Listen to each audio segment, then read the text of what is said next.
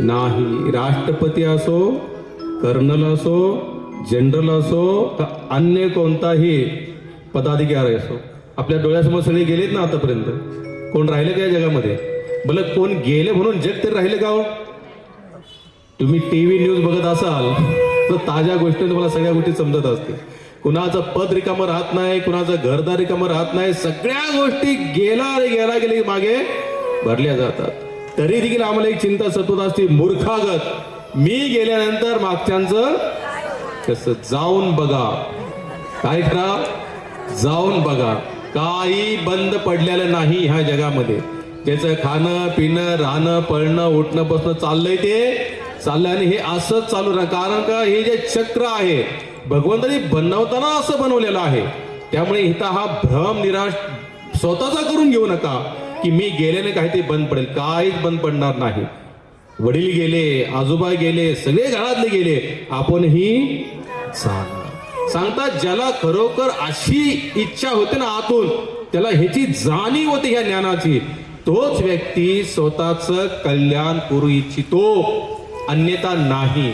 कथा किती जरी ऐकल्या, भागवत किती जरी ऐकलं, रामायण किती जरी ऐकलं, जोपर्यंत वैराग्य निर्माण होत नाही तोपर्यंत पुढे काय होणार नाही. काल आपण ऐकलं की भक्ती महाराणी आहेत तरुण, आणि ज्ञान आणि वैराग्य कसे आहेत?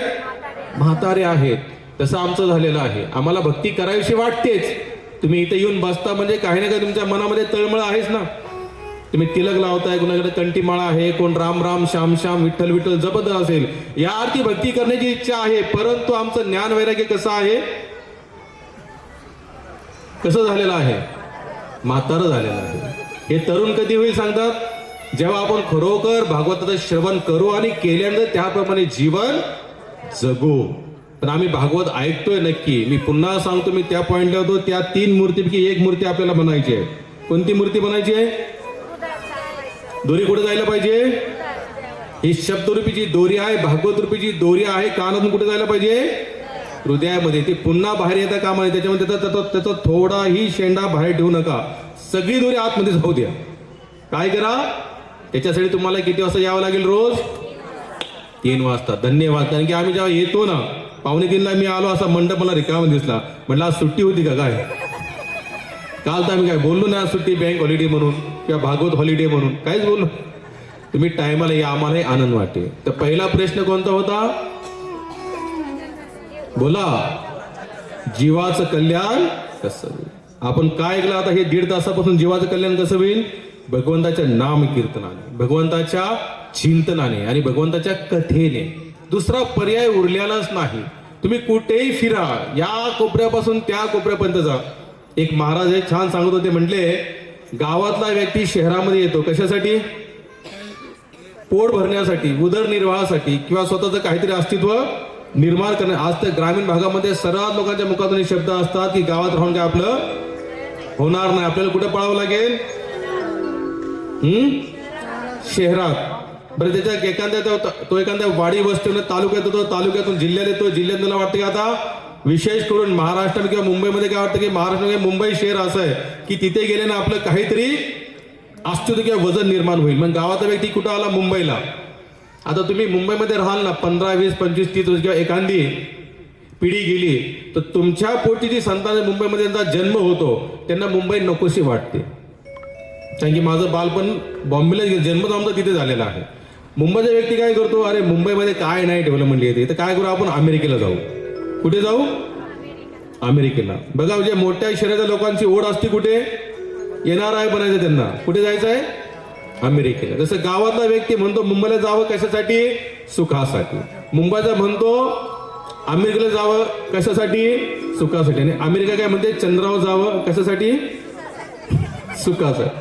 ह्या जगात कोणीही कुठेही कोणत्या अवस्थेमध्ये सुखी नाही. नामदेव महाराज सुखा लागी करशी तळमळ, पंढरीशी जा एक वेळ सांगितलं, फक्त एक वेळ. काय विश्वास त्या महात्म्याचा त्याचा असेल, काय त्या भगवंताचा दर्शन त्यांचा विश्वास असेल. पंढरपूरला काय म्हणतात? एकदा दोनदा नाही, फक्त एकदाच जा.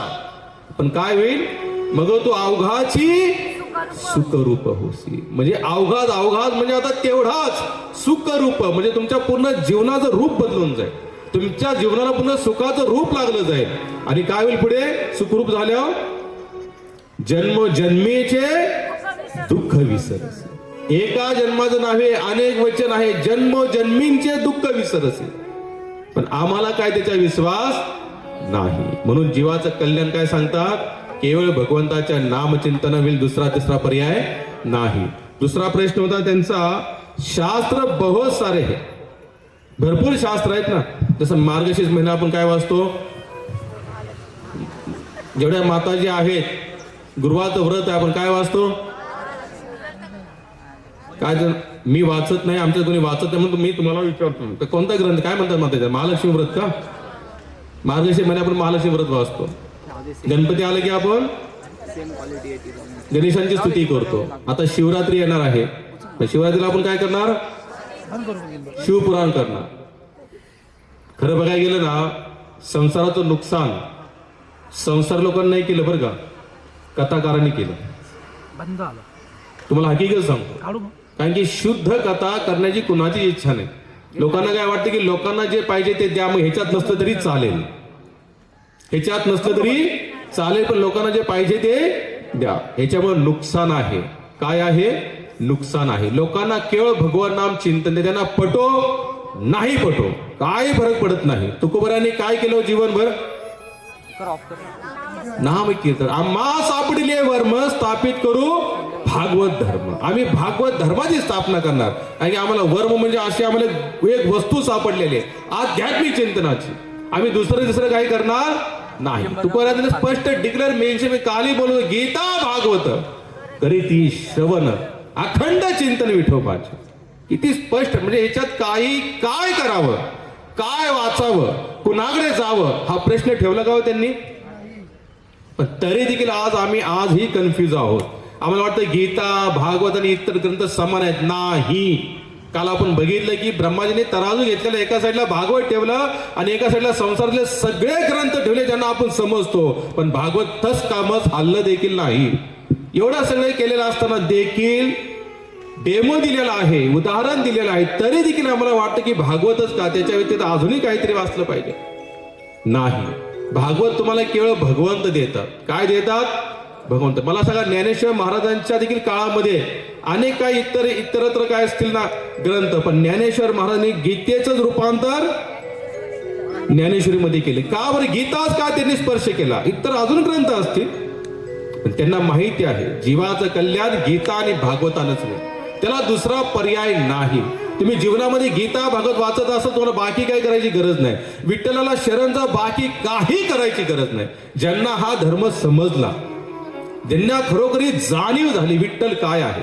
तुकोबराय सांगतात, अनेकांची स्तुती एका वाचून त्या पांडुरंगा. आम्हा विष्णुदासा एक विधी भाव न म्हणो देवानिकांशी. काय म्हणतात, आमचा एकच भाव आहे, आम्ही इतरांना देव देखील म्हणायला तयार नाही. देव आज आम्ही म्हणतो कृष्ण सारखे, राम सारखे, हे सारखं सगळे एकच आहे, असं कधी समजू नका. अगर असं असतं तर तुकोबरायांनी एवढं छाती टोकून सांगायचं काही कामच नव्हतं. काय सांगता, अनेकांची स्तुती एका वाचून त्या पांडुरंगा. आम्हा विष्णुदासा एक विधी भाव न म्हणो देवानिकांची. शतखंड माझे होईल रचना जरी या वचना पालिटेन. काय दृढ भाव त्या महात्म्याचा, काय संत होऊन गेले. आम्हाला ते नामाबद्दल प्रेमच नाही. आमचं मन असं भटकतंय, इकडे काही दिवस तिकडे, काही दिवस तिकडे, काही दिवस तिकडे. हाताला काही लागणार नाही अशाने. एकचित्त मन दृढ करी. आपलं मन कसं पाहिजे, एका जागेला लागलेलं असलं पाहिजे. तुकोबराय सांगतात पुढे, तुका म्हणे माझा अनेक संकल्पे अवघेचे पापे लागतील. पाप म्हणतात ते पाप. अगर ह्या जीवेने विठ्ठलाला सोडून अगर कुणाचं नाव घेतलं, ह्या जीवेने गीता आणि भागवत सोडून अगर काही पठण केलं, तर या जगाचं पाप मला लागेल. पापापर्यंत बोलले ते. पण आम्हाला काय ऐकायचं नाही, तो दुसराच प्रश्न आहे. जगामध्ये अनेक धर्मग्रंथ आहेत, अनेकांनी काही काही लिहून ठेवलेलं आहे. मग कोणता धर्मग्रंथ असं की ज्याच्यातून जीवाचं कल्याण होईल. बाकी बरंच काय लिहिलेलं आहे, पण काय म्हणतात मग तिथं सुत गोस्वामी, केवळ भागवत. कलियुगामध्ये केवळ काय आहे, भागवत. भागवताशिवाय दुसरा पर्याय नाही. परंतु भागवत जशाच तसं कानापर्यंत पोहोचलं तर समजा आपलं कल्याण आहे, नाहीतर मग काय खरं नाही. म्हणून भागवताचा वक्ता किंवा भागवत वक्ता कसं का असे ना, पण जे भागवतामध्ये लिहिलेलं आहे तेच त्याने पुढे बोललं पाहिजे. जिथं भागवत सांगतं हे असं आहे तर आपण तसंच बोललं पाहिजे, वेगळं बोलायची गरज नाही. तर आम्हाला काय वाटतं की नाही, थोडं काहीतरी वेगळं करायला ऐकू असं वाटतं. वैराग्य आणि ज्ञान ह्या गोष्टी आम्हाला जास्त ऐकायच्या वाटत नाही. कृष्ण कृष्ण कृष्ण किती वेळ वाचणार. रूप गोस्वामी सांगतात, एक वृंदावनचे महात्मा होते, ते म्हणायचे की जेव्हा मी हरे कृष्णा बोला, हरे कृष्णा कृष्णा कृष्णा हरे हरे, हरे राम राम राम हरे हरे. ते म्हणतात जेव्हा मी हे भगवंताचं इति षोडशकम कली कल्मशनाशनम नातो परत रूपाय सर्व वेदेषु दृश्यते. सगळ्या वेदामध्ये सगळ्या शास्त्रांचं मत काढलं तर कलियुगामध्ये केवळ भगवंताचं नाव, दुसरं काही करायची गरज नाही. किती सोपा मार्ग सांगितला आम्हाला. आम्ही सगळे उठाणपूट धंदे करायला तयार आहोत. महिनाभर आम्ही काही खाणार नाही, चपली घालणार नाही, काय नाही, परंतु नाव हे म्हणले की प्रभूजी तेवढं आम्हाला होणार नाही, बाकी तुम्ही काहीच सांगा. घरामध्ये थोडीशी अडचण आली एखाद्याने सांगावं, हे घ्या 10 ठिकाणी विधी करा, पाठ करा, पूजन करा. आम्ही 2-3 ब्राह्मणांना बोलवतो, म्हणतात तुम्ही बसा, आम्ही जरा बाहेरनं जाऊन येतो. अरे काय भाड्या तत्वावर हे देव भेटणार आहे का? कुणाला भेटणार भाड्या तत्व देव मला सांगा. प्रत्येकाला झिजावं लागलं, प्रत्येकाला इथं मरावं लागलं. अरे सांगता घरावा त्याने तुळशी पत्र ठेवा, त्याने भक्ती मार्ग स्वीकार करावा, अन्यथा कुणाचं हे काम नाही. तुका म्हणे येते लागी त्याला जातीचे काम नाही, वेड्या गावड्याचे कुणाचंही काम नाही भक्ती करणे. तुम्ही संसारात वाटल ते कराल, हो वाटल त्या पदावर जाल, पण भक्त बनणे नाही सोपं. भक्त बनायचं असेल तिथं झिजावंच लागेल, इथं मरावंच लागेल, इथं परिपूर्ण स्वतःला झोकून घ्यावंच लागेल, अन्यथा नाही. त्यांनी सांगता की कलियुगामध्ये केवळ भागवतम, गीता, रामायण याचं पाठ करा, बाकी काही नका करू. मला सांगा बाकी काय करण्याचं शरीर राहिलं का आपलं? बोला, नाही राहिलं. परंतु उठता बसता भांडता आम्ही पाहिजे तेव्हा विठ्ठलाचं भजन करू शकतो. नाम कीर्तनाशिवाय, नाम चिंतनाशिवाय त्या नामाला वेळ काळ काही सांगितलेला नाही. तुम्ही कुठेही बसून भगवंताचं नाम कीर्तन करू शकता, तुम्ही कुठेही बसून भागवताचं चिंतन करू शकता. ह्याला काय काळ आहे का मर्यादित? मला खरं सांगू, हे सगळी विधी विधान पूजापाठ करायची काही गरज नाही. कारण की भागवत स्वतः भगवान कृष्ण स्वरूप आहेत. हे स्वतः कोण आहेत? भागवत कृष्ण आहेत. आता जिथे भगवंत स्वतः उपस्थित असतील तिथे पूजा पाठ ह्या त्या गोष्टी करायची काही गरज आहे का? कारण की सर्व गुणांचे भांडार कोण आहेत? भगवंत. सर्व गुण संपन्न कोण आहेत? भगवंत. षड ऐश्वर्याने परिपूर्ण असलेले कोण आहेत? भगवंत. आता भगवंत षड ऐश्वर्याने परिपूर्ण असतील तर त्यांना कोणते नियम लागू पडतील का? बोला.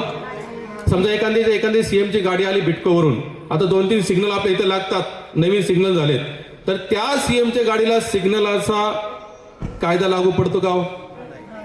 बोला ना. का? सीएम आहे तो, त्याला थोडी काहीतरी सिग्नल आहे, त्याला काय नियम लागू पडतात? त्याची गाडी टॉन टॉन टॉन टॉन सगळे आहेत त्या गाड्या, पण चला साईडला व्हा. काय रस्ते थांबून ठेवतात, काय रस्ते बंद करतात. का बरं? कुणा गाडी चालली? सीएमची. अगर साधारण हाडामासाच्या हे सीएम वगैरे पदही आपण दिलेले आहेत, भगवंताने नाही. कारण की त्याचं शरीर हाडामासाचं, आपलं शरीर ही हाडामासाचं आहे. त्याच्यात काय भरपूर काही फरक नाही. ठीक आहे, पदानुसार ते एकदम पुढच्या लेवलचे आहेत. पुढच्या म्हणजे काय, भौतिक ऐश्वर्य त्यांच्याकडे आहे बाकी. परंतु जो भगवंत आहे, जे भगवंत आहे, जे भागवत आहे, त्याला इतर कोणत्या धर्मग्रंथाचा आधार घ्यायची गरज नाही. तर काय सांगितलं? कलियुगामध्ये केवळ भागवत, नामस्मरण, बाकी कशाची काय करायची गरज नाही. तिसरा प्रश्न त्यांनी विचारला होता, भगवान बार अवतार क्यों लेते? भगवंत अवतार काय घेतात तो? कारण वेळोवेळीला, कारण जेव्हा जेव्हा धर्माचा ऱ्हास होतो म्हणजे काय होतं? एखाद्याच्या धर्म म्हणजे मला सांगा, प्रत्येक धर्माची स्थापना करणारे कोण आहेत? भगवंतच आहेत. तेच वेळोवेळी येतात आणि ते त्या धर्माचं काय करतात? जेव्हा ते बघतात की मी काही काळाच्या आधी आलो होतो, एक धर्माची स्थापना केली आणि त्या धर्माचा जेव्हा ऱ्हास म्हणजे त्याची गळती म्हणजे त्याच्यात दोष निर्माण होतात, तेव्हा भगवंत पुन्हा येतात, त्या धर्माचा खारीज करतात आणि नवीन धर्माची स्थापना करतात. परित्राणाया विनाशायचा धर्म संस्थापनार्थाय संभवामी युगे युगे. अर्जुना, मी प्रत्येक युगामध्ये मीच येतो, दुसरा तिसरा येत नाही. पुढे सांगतात भगवंताचे अवतार किती? काय सांगितलं? अवतार किती, आता अवतार इथे थोडं थांबू आपण. काय नुसतं भागवत करण्यात पण काय मजा नाही, कारण तुम्ही ऐकलं पाहिजे, समजायला पाहिजे. आता अवतार भगवंताचे विशेष ह्या युगामध्ये, तर कलियुगामध्ये जे चालू जो काळ आहे याच्यात भरपूर अवतार झालेत. गल्ली गल्लीमध्ये झालेत, घराघरामध्ये झालेत, गावागावामध्ये झालेत. कारण जो तोडतो स्वतःला काय समजतो अवतार. तुकोबरा सांगतात, माझी या बळे नाही मी बोलत, सखा पांडुरंग वाचा त्याची. पूर्ण जनसमुदायाला भक्ती मार्गामध्ये खेचून आणला, प्रत्येकाच्या हृदयामध्ये त्यांनी भगवत भक्तीचा रस निर्माण केला. असे तुकोबराने जेव्हा लोक म्हणजे वा तुकोबराया, वा तुकोबराया, तुम्ही आता देव झाला, तुम्ही देव झालात. अरे नाही, माझ्या बळे नाही मी बोल, सखा पांडुरंग वाचा त्याची. खरे संत केवळ भगवंताला सांग, तुम्ही इथे जा म्हणता भगवंता, आमच्याकडे येऊन कुणाचं कल्याण होणार नाही. तुकोबरा स्वतःच माझ्याकडे येऊन काहीच कल्याण होणार नाही. कुठे जा भगवंता. का बरं? कल्याण करता कोण आहे? कल्याणाचा ठेका कोणी घेतलेला आहे? भगवंताने घेतलेला आहे. संत फक्त काय तुम्हाला मार्गदर्शन करतात. पण कलियुगामध्ये काय झालेलं आहे? पाखंड म्हणजे धर्म झालेला आहे. काय झालं? पाखंड म्हणजे धर्म झालेला आहे. आणि अनेक संत, एक संत आहे तुम्ही ऐकला असेल ऋषिकेशला, गीता प्रेसचं नाव ऐकलं इथं? ऐकले का? गीता प्रेस, गोरखपूर, ज्यांचे बघा बुक्स आपण बघतो, गाड्या बघतो. आणि त्या गीता प्रेस सारखी स्वस्त पुस्तकं कोणीही विकत नाही किंवा कोणी देऊ शकत नाही. तर त्या गीता प्रेसच्या पुस्तकांमध्ये 80% ज्यांचं लेखन आहे रामसुखदास स्वामी. कोण? रामसुखदास स्वामी. तुम्ही त्यांना हालाकी ऋषिकेशला बरेच वर्ष राहिले तिथे, म्हणजे शेवटपर्यंत ऋषिकेशलाच राहिले. गंगेच्या तीरावरच स्वर्गाश्रम म्हणून त्यांचा आश्रम आहे. आजही छान आश्रम आहे. निस्वार्थ भावेची सेवा. आजही तुम्ही त्या आश्रम मध्ये जाल तर 100 रुपये रूम भेटतो प्रभूजी. आज किती? 100 रुपये मध्ये. फक्त राहायचं तिथे, तुम्हाला काही करायचं नाही. पण तुम्ही फक्त साधन भजनवाले असले पाहिजेत. तुम्हाला रोजचा शिधा दिला जातो, डाळ भात चावल जे तुम्हाला लागणार आहे ते तिथे बनवा, तिथे खान, काय करा, आध्यात्मिक जीवन जगा. तर ते रामसुखदास स्वामींनी एवढं लिखाण केलं. पण कोणत्याही गीता प्रेसच्या पुस्तकात तुम्हाला त्यांचा फोटो दिसणार नाही. काय दिसणार नाही? फोटो. का बरं? ते म्हणतात की नाही म्हणले, मी काय करतो याच्यात म्हणले, मला बुद्धी देणारे कोण आहे? भगवंत. ते मला सांगतात तसं मी लिहितोय, ते मला सगळं सांगतात म्हणून मी लिहू शकतो, अन्यथा माझ्यामध्ये त्याचं कर्तृत्व काय नाही. म्हणून म्हणताय माझा फोटो कुठेही लावू नका. आजही रामसुखदास स्वामींचा फोटो तुम्हाला शोधून सापडणार नाही. शोधून. संस्कार चॅनलला सकाळी 6 वाजता त्यांचं लेक्चर येतं. फक्त त्यांचं व्हॉइस रेकॉर्डिंग आहे, म्हणजे आवाज आहे, फोटो नाही. फोटो फक्त राम सीता यांचा लागलेला असतो. अशा ह्यांना म्हणतात संत. पण आज एखाद्या संताला थोडी वाववायचं ते म्हणतात देवाला साईडला ठेवा, आमचा फोटो पुढे लावा. हे नुकसान आहे. कबीरजी एकदा रस्त्याने चालले होते. चालता चालता त्यांचा शिष्यवर्ग त्यांच्या सोबत होता. तर सोबत असताना तिने बघितले की अजगर आहे आणि त्याला अनेक मुंग्या लागलेल्या आहेत. काय लागलेल्या आहेत? मुंग्या. आता आपण शास्त्र काय म्हणतो? सुख दुःख प्रत्येक प्राणी आपापल्या कर्मानुसार भोगतो, प्रारब्धानुसार भोगतो. कबीरांच्या शिष्याने विचारलं, म्हटले महाराज हे सांगा, हा जो अजगर इथं पडलेला आहे त्याचा जीव चालल्या, म्हणजे जीव आहे अजून जिवंत आहे आणि त्याला मुंग्या जे खात आहेत, तर मुंग्या खात त्याला किती वेदना होत आहेत. आणि तुम्ही म्हणता की कर्मानुसार अगर हे सगळं घडत असेल तर याचा आणि याचं काय कर्म आहे? ते एवढ्या कर्मामुळे की असं कोणतं कर्म आहे की ज्याच्यामुळे हा एवढा दुःख भोगतोय? कथा नीट आहे का? कबीरजी म्हणतात दिवदृष्टी. आता ते कोणी साधारण संत नव्हतेच कबीरजी. दिवदृष्टीने म्हणतात गेल्या जन्मामध्ये हा अजगर गुरु होता या मुंग्यांचा. त्या मुंग्या त्यांच्या कोण होत्या? शिष्य होत्या. म्हणजे ही गती का झाली मग त्यांची? कारण की गुरु आणि शिष्य दोघांचं कल्याण दोघं करू शकतात, किंवा गुरु शिष्यांचं कल्याण करतो. तेवढा सामर्थ्यवान गुरु असला पाहिजे. सामर्थ्यवान गुरु जरी असला तर शिष्याची थोडीफार धडपड असली पाहिजे. नाही तर गुरु जरी केलेला आहे पण शिष्याची धडपडच नाही तर काय भेटणार मला सांगा? भेटेल का कधी? काय नाही. तर त्याची थोडी धडपड असली पाहिजे. तर ते सांगतात, कबीरजी म्हणतात गेल्या जन्मी हा मुंग्या त्याचा शिष्य होता, हा त्यांचा गुरु होता आणि याने केवळ त्यांच्याकडनं धन लोलुपते पोटी, म्हणजे धनाचा फक्त त्यांच्याकडे मागणी केली, पण त्यांच्या कल्याणासाठी त्याने काही केलं नाही. त्याने त्यांना देवापर्यंत काय न्यायचं काम केलेलं नाही. त्याच्यामुळे हा झाला आज. म्हणजे गेल्या जन्मी यांनी त्यांना खाल्लं, आता त्या मुंग्या ते त्याचे शिष्य मुंग्या झालेत आणि ते आता त्याला खातात. हे कर्माचं भरपूर मोठं भांड आहे. सांगतात शास्त्र सांगताय की जास्त चेले कधी करू नयेत. शिष्यांचं भंडार काय करायची गरज नाही. आणि आजकाल काय झालंय की जनसमुदायामध्ये देखील दीक्षा घ्यायची प्रथा वाढली, सिस्टम वाढली. काय वाटतं लोकांना, काय वाटतं आपण कुठून दीक्षा घ्यायला पाहिजे, दीक्षा दीक्षा दीक्षा. बरं काय करणार दीक्षा घेऊन? फक्त आम्हाला इतराला सांगायला एक वाक्य भेटते की आमची दीक्षा झाली, आमची दीक्षा झाली. पण ती दीक्षा कशासाठी सांगतात? एक महात्मा सांगतात दीक्षा घेणं वेगळा प्रकार आहे आणि शिष्य बनणं वेगळा प्रकार आहे. कारण की दीक्षा तुम्ही घेऊ शकता पण शिष्यत्व बनणं एवढं सोपं नाही. शिष्य बनण्यासाठी परिपूर्ण त्या गुरुच्या आदेशाने चालावं लागतं आपल्याला, तर आपलं कल्याण होऊ शकतं, नाहीतर नाही सांगतात. तर काय म्हणले की कलियुगामध्ये भगवंत किती अवतार आहेत. एक राजेश्वरानंद छान असे एक डेमो देतात, उदाहरण सांगतो. एक राजा होता. एका राजाने एका साधकाला, एका संतांना एक प्रश्न विचारला. म्हणले महाराज, कलियुगामध्ये भगवंताचे किती अवतार किंवा भगवंताचे अवतार किती आहेत सांगा. अवतार किती आहेत भगवंताचे? 24. अजून आता हे झाले आपल्या सनातनी आपल्या हिंदू धर्माप्रमाणे. पण मला सांगा, जेव्हा भगवंताचा अनंत कोटी ब्रह्मांडाचा नायक मीच आहे, तर या भूतलावर ज्या ज्या देशामध्ये जे संत वगैरे असतील त्यांच्यासाठी देव कोण आहे? मग भगवंतच आहे ना. असेल का नाही? बोला थोडा, हा काहीतरी बोला बोला तर मला थोडं कळेल. भगवंताचे अवतार किती म्हणते? संतांनी ओळखलं. म्हटले अगर हे ना मी सांगत बसलो अवतार, हे म्हणते हे हा अवतार नाही का, मग हा अवतार नाही का, मग हा अवतार नाही का. मग त्यांनी त्यांचा सांगायचा प्रयत्न केला पण त्याला काही समजेना. नाही म्हणले अवतार किती असतात ते सांगा. म्हणते 1, 2 का 24 का 30 35 का 50 100. ते म्हणतात नाही बाबा, भगवंतच एक आहे आणि तोच वेगवेगळ्या रूपामध्ये या भूतलावर येत राहतो. आज धर्मामध्ये किती भांडणं आहेत. साधारण एखाद्या भगवंताचा देवतेचा पुतळा बघता एखादा चौकार काहीतरी व्हावी त्याची विटंबना बघा, लोकांमध्ये किती दंगा होईल. 2-3 दिवस नाशिक बंद राहून जाईल. मला सांगा, धर्म लोकांमध्ये भांडणं लावतो का समजूतदारपणाचा जो वर्तणूक निर्माण करतो? धर्म म्हणजे काय? धर्म म्हणजे भगवंताचे नियम. धर्म तो साक्षात भगवत प्रणीत.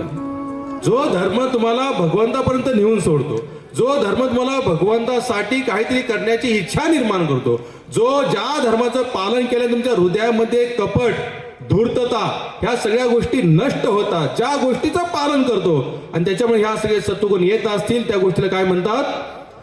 धर्म म्हणतात.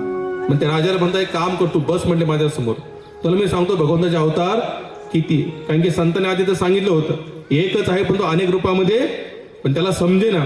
पण त्यांनी काय केलं, आता नीट ऐका, आहे उदाहरण छान आहे. तर त्यांनी काय केलं, म्हणले एक भांड मागवा. एक भांड मागवलं.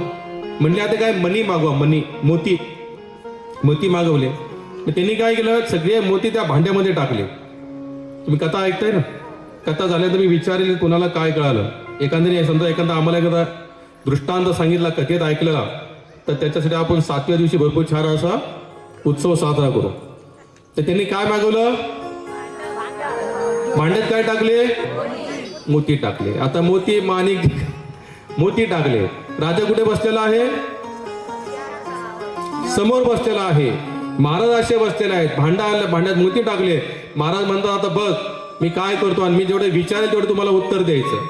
एकदम छान सोपं सुटसुटीत उत्तर आहे. शास्त्रामध्ये जायची गरज नाही. एवढं फक्त एक्झाम्पल अगर आपल्याला कळालं तर भगवंताचे अवतार किती आपल्याला लगेच समजून जाऊ आपण. त्यांनी काय केलं, एक मोती बाहेर काढला असा. राजाला म्हणतं हे का सांग, एक आहे का? राजा म्हणलं हो एक मोती आहे. आता एक मोती काढला, एकच उचलला, 2 बोटामध्ये असा मोती झाला, उचलला आणि साईडला ठेवला. राजाने दुसरा मोती काढला. म्हणते राजा आता हा. राजा म्हणला 2 म्हणणार ना, एक गेल्यानंतर 2. अजून मोती काढला. राजा म्हणला 3. संत म्हणतात थांब तुला सांगतो भगवंताचे अवतार किती. म्हणजे मी पहिला मोती काढला, तू 1 म्हटलास, मी 1 साईडला ठेवला. दुसरा मोती काढला, तू 2 म्हणला, पण हातामध्ये मोती किती होता? तिसरा काढला, तू काय म्हटलास 3, पण हातामध्ये मोती किती होता? 1च. पण काय होतं की मी ज्या ज्या प्रकारे तुला मोती दाखवत गेलो, तू संख्या मोजत गेलास, पण हातामध्ये मोती किती होता? 1च होता.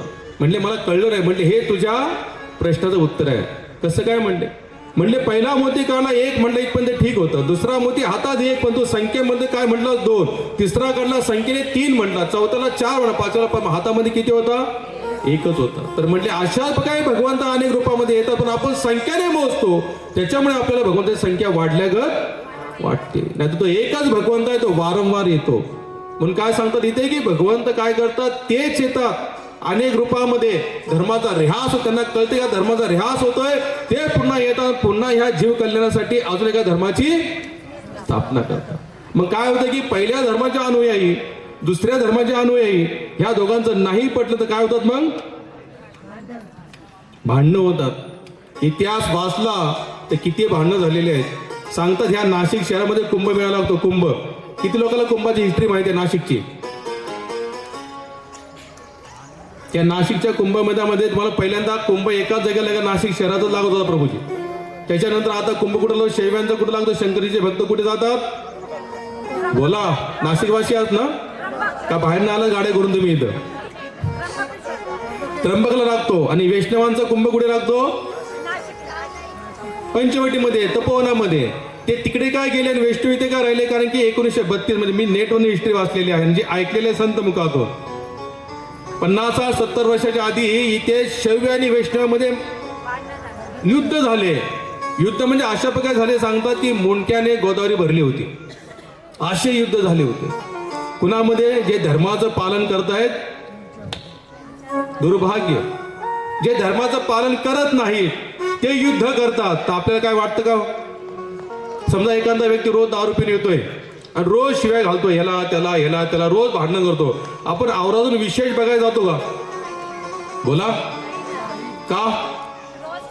रोजच करतो तो, रोजच पिऊन येतो, रोज शिवाय घालतो, रोज भांडण होतं, अर्धा एक तास घरात गोंधळ होतो आणि गोंधळानंतर शांत होतो, झोपून जातो, विषय संपला. आपल्याला काय नाविन्य वाटत नाही. पण एखादा चांगला व्यक्ती अचानक त्याचा आवाज वाढला, त्याने एखाद्याला शिवीगाळ केली, तर आपण आवाजून बघा, पण विचारायला पण अहो काय झालं, अचानक एवढे कसं काय? म्हणजे आतापर्यंत कधी आम्ही ऐकलं नाही तुम्ही शिवीगाळ दिलेले, आणि आज अचानक कसं काय झालं हे? म्हणजे नाही म्हटलं असं झालं. म्हणजे वाईट व्यक्तीकडनं आदर्श असं का आपल्याला वाटत नाही, पण चांगल्या व्यक्तीने मात्र एखादी दुर्घटना केली तर मनाला वाटतं रे हेने असं का करावं, हा तर त्यातला नाही. भरल्यानंतर सांगतात मग शैव कुठे गेले? त्र्यंबकला. आणि वैष्णव कुठे राहिले? इथे. म्हणजे हे केवळ सनातन धर्माची ही अशा प्रकारे विटंबना आहे. आजही या गोष्टीवरनं वाद होतात. त्रिपुंडधारी असतील तर म्हणजे हे श्रेष्ठ का वैष्णव श्रेष्ठ? तुकोबऱ्या सांगतात कुणाही जीवाचा नो घडो मत्सर वर्म सर्वेश्वर पूजनाची. अरे जो ईश्वर आहे सर्वेश्वर, ज्या भगवंताला पूजेचं वर्मच काय की कोणत्या जीवाचा मत्सर घडू नये. आम्ही तर त्रिपुंड म्हणजे आडवा दिसला की आमच्या मनात मत्सर येतो, टोपीवाला दिसला की आमच्या मनात मत्सर येतो, बुद्धिजम दिसले की आमच्या मनात मत्सर येतो, फादर दिसले की आमच्या मनामध्ये मत्सर येतो. काय सेवा करणार, काय तुमचं फूल आणि पान भगवंत स्वीकार करणार आहे? काय सांगताय कृष्ण? अरे जो प्रेमाने स्वीकार करतो, प्रेमाने, आणि केवळ मी प्रेमाने देतो म्हणून प्रेमाने होत नाही बरं का. प्रेम इथे प्रकट करावं लागतं. कुठे? हृदयात. आणि भगवंत हृदयशी अर्जुन तिष्ठती. अरे अर्जुना, मी प्रत्येकाच्या हृदयामध्ये विराजमान आहे. आमचा इथे एवढा मत्सर, फक्त ड्रेस कोड नुसार आमचा मत्सर वाढतो. कशामुळे होतं का नाही हे खरं सांगायचं. आज आपल्या मनामध्ये अशा प्रकारे धर्माची विटंबना केलेली आहे, म्हणजे जीवाबद्दल जे प्रेम आहे राहिलेच नाही. अरे नाथ महाराजांनी पूर्ण भ्रमण केलं, संकल्प केला होता रामेश्वरला नेऊन पाणी व्हायचं. गाढव दिसलं गाढव रस्त्याला, अनेक लोक सोबत होती, गाढव पाण्याने व्याकुळ झालेला आहे, लोक पुढे निघून गेले. नाथ महाराज म्हणले माझे पाय पुढे जाणार नाहीत. का? त्या गाढवाची जी तहान आहे, ती तहान, त्याचं जी हालचाल जी आहे, त्याचं ती ज्या प्रकारची वेदना आहे, त्या वेदना मला बघवत नाही. आणलेलं सगळं पाणी नाथ महाराजांनी गाढवाला पाजलं. आणि काय म्हणतात, हे रामेश्वर, इथूनच ह्याच्या माध्यमातून तू माझा अभिषेक स्वीकार कर. आणि त्या गाढवाचे रामेश्वर प्रकट झाले, म्हटले मी तुमचा पूर्ण अभिषेक स्वीकार केलेला आहे. सगळे गेले आणि फक्त काय केलं? पाणी वाहून आले. तुकोबऱ्या सांगतात तीर्थी धोटा पाणी देव रोकडा सज्जन मिळाली या सतसंग समर्पिते भल्या. काय सांग, तीर्थाला गेलात, सत्संग नाही झालं, समर्पण भावना नाही झाली, जीवाबद्दल दया नाही झाली, तीर्थी धोंडा. धोंडा म्हणजे दगड. दगडावर फक्त पाणी वाहून आलं, बाकी काही केलेलं नाही. तुम्ही तुमच्या अकाउंटला काही जमा झालेलं नाही. किती मत्सर आहे धर्माधर्मांमध्ये. आणि काय त्या भगवंताला प्राप्त करणार आपण, किती लांब आहे तो विषय बराच लांबचा आहे. पण त्याच्यानुसार अगर तुम्ही जीवन जगत जाल ना, तुम्हाला आनंद वाटेल. मस्जिद पासून पुढे गेलो तर आपल्या मनामध्ये द्वेष, टोपीवाला मंदिराच्या पुढून जातो, इधर राम राम चल रहा है क्या इनका. ख्रिश्चन मध्ये हमारा जीसस श्रेष्ठ आहे. त्याला आहे त्या टोपीवाल्याला काही भेटणार नाही, शिंदेवाल्याला काही भेटणार नाही आणि फादरलाही काय भेटणार, जोपर्यंत असा मत्सर आहे. ज्या जिजसला खिळे ठोकण्यात आले, खिळे आपण बघतो ना, गॉडचा फोटो बघतो ना, कधी ते बघितलं असेल ना जिजसचा फोटो, त्यांना असं लाकडा क्रॉस केलेला आहे, त्या लाकडा खिळे ठोकले, त्यांना बांधण्यात आलं, तार लावली डोक्याला, हाताला खिळे. इमेज फक्त विचार करा, इमॅजिन करा, ज्याच्या हाताला खिळे ठोकतेत, पायाला खिळे ठोकलेले आहेत, तरी ते जिजस त्या भगवंताला प्रार्थना कर, हे देवा. त्यांच्यामध्ये देव म्हणतो आपण, त्याला परमात्मा म्हणतो. भगवंत कोणी राम, कोणी कृष्ण, कोणी काल्ला, कोणी जिजस म्हणत असेल. काय प्रकार, कशाला द्वेष पाहिजे एवढा सगळा. आणि हे भाजणाऱ्या पोळ्या भाजण्यात लागलेल्या, त्यात आपलं मरण होतं. बुद्धिमान म्हणा सांगतात, काय म्हणा, बुद्धिमान. जिजस म्हणतात, हे देवा, हे लोक मला खेळ ठोकून पाप करतायत आणि मला माहित आहे या पापाचा दंड तुम्ही त्याला नक्की देणार आहात, पण त्यांना न देता तो दंड तुम्ही मला द्या, मी भोगतो. नामाचार्य हरिदास ठाकूर 22 फटके मारले त्यांना, तरी ते काय म्हणतात, भगवंता त्यांना माफ करा, त्यांचे दुःख मी भोगतो. तुकोबराय सांगतात की मेल्यानंतर माझ्या देहाला काय तुकडे करा आणि कुत्रा मांजरांना खाऊ घाला, गिधडांना खाऊ, कारण की उपकारित माझ्याकडनं काय झालेलं काय. आता मला सांगा, ह्यात जेवढे संत आपण बघतो, कुठे काय फरक जाणवतो का त्यांच्या वर्तणुकीमध्ये.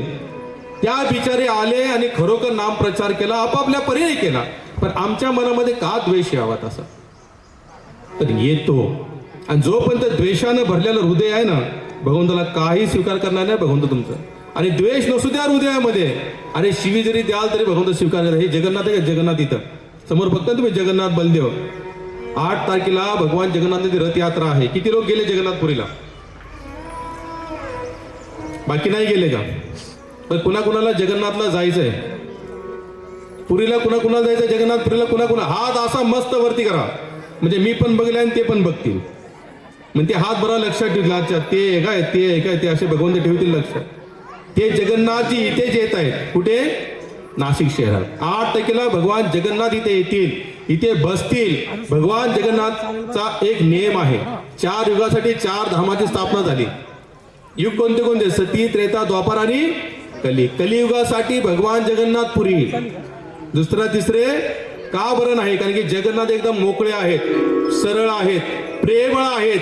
जसा आहे त्याला आम्ही जातो जगन्नाथच्या रथयात्रेला, कधी कधी वर्षातून एकदा, जिथे रथयात्रा चालू असते त्यावेळेला त्या जगन्नाथला कोण कालिया म्हणतो.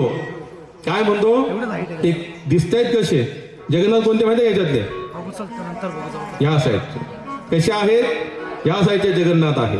त्या जगन्नाथला कालिया कोणी म्हणतं, पण कालिया जरी म्हणलं तरी भगवंत प्रेमाने स्वीकार करतात. त्या जगन्नाथांची रथयात्रा जेव्हा निघते वर्षातून आषाढ महिन्यामध्ये, तिथून ते आपल्या मावशीच्या घरी जातात, गुंडीच्या म्हणतात, मावशीचं नाव गुंडीच्या म्हणून. त्या गुंडीचीच्या घरी जातात, 9 दिवस तिथे राहतात. आषाढी एकादशी दिवशी भगवान जगन्नाथ पुन्हा आपल्या घरी, ते 9 दिवस का बाहेर पडतात हो, कारण की अनेक धर्माची लोक वर्षभर त्यांच्या दर्शनाला आत जाऊ शकत नाही. तसे ते मुसलमानाला एंट्री नाही. तुमचं शरीर फॉरेनर असेल, ख्रिश्चन असेल, तुम्हाला तिथे एंट्री नाही. मग जगन्नाथजी त्या लोकांवर कृपा करण्यासाठी वर्षातून आषाढ महिन्यामध्ये बाहेर निघतात. कमीत कमी 15-16 लाख लोक असतात ते रथयात्रा खेचायला. पण तुम्ही सगळे भाग्यवान आहात, सौभाग्यशाली आहात, आणि विशेष भगवंताने तुम्हाला स्वीकार केला म्हणून तुम्ही इथे बसता. म्हणजे 8व्या तारखेला तुम्ही तुमचे नातेवाईक, घरात जेवढे लोक असतील, लग्नाला बोलवतो ना सगळ्याला आवर्जून, घरामध्ये एखादा प्रोग्राम असेल, बर्थडे असेल, लग्न, आपण काय म्हणतो, तुम्हाला यायला लागेल ना तर आम्ही तुमच्याशी बोलणार नाही. असा संदेश प्रत्येकाला सांगा. जगन्नाथजी इथे येणार आहेत. दुपारी 2-2:30 इथून रथयात्रा 8व्या दिवशी म्हणजे 8 तारखेला आपल्या भागवताचा वेळ किती राहणार आहे, 12 ते 3 किंवा 2 किंवा 11 ते 2 राहील. परंतु 3 वाजता रथयात्रा सुरू होईल. सांगतात की केवळ जगन्नाथला रथावर बसल्यानंतर जो कोणी बघतो ना त्याला वैकुंठाची प्राप्ती होती, केवळ बघितल्याने, रथावर बसल्याने. रथे काय श्लोक आहे, वाचा बघू. त्याला डबल जन्म होत नाही. जो रथावर बसताना बघतात, त्याच्या व्यतिरिक्त जो रथाला खेचतो, काय करतो? खेचतो, दोरी खेचतो. त्या दोरीनुसार स्पर्श जरी झाला तरी त्याचे अनेक जन्माचे पाप जळून जातात. तर असे जगन्नाथ इथे येणार आहेत. मी कुठे होतो सांगा? बोला, ऐकते का नाही? विसरले की काय?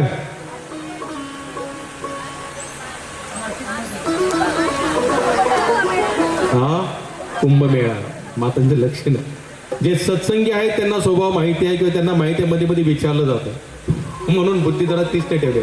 तर कुंभमेळा आपला विचार चालू की धर्म आणि भगवंताच्या नावाखाली अनेक लोक काय केलेले आहेत, असे तसे असे, पण काही कल्याण होणार नाही. शेवटचा प्रश्न ते विचारतात की भगवंतानी जेव्हा आपला अवतार लीला समाप्त केले तेव्हा भगवंत कुठे गेले? आता पुन्हा आपण भागवतामध्ये शिरू. कुठे शिरू? काय सांगितलं? जेव्हा भगवंत या भूतलावरनं अवतार लीला समाप्त करून त्याच्यानंतर भगवंत कुठे गेले? त्या सांगतात जेव्हा भगवंत या भूतलावरून जेव्हा लीला अवतार समाप्त झाला त्यांचा, आपण म्हणतो वैकुंठाला गेले, पण नाही तर त्या भागवतामध्ये विराजमान झाले. कुठे? त्या भागवतामध्ये. श्रीमद नारायण नारायण हरी. बोला बोला बोला प्रभू. नारायण हरी सगळ्यांनी बोला. श्रीमद नारायण नारायण हरी हरी. श्रीमन नारायण नारायण हरी हरी हरी लीला सब. आपल्या घरापुढे एखादं झाडाचं रोप लावतो, रोपटं लावतो, तर पाणी कुठे टाकता तुम्ही त्याच्या? बोला, बुडामध्ये. का बरं? बुडाला पाणी टाकलं तर झाडाच्या शेंड्यापर्यंत पावसेल.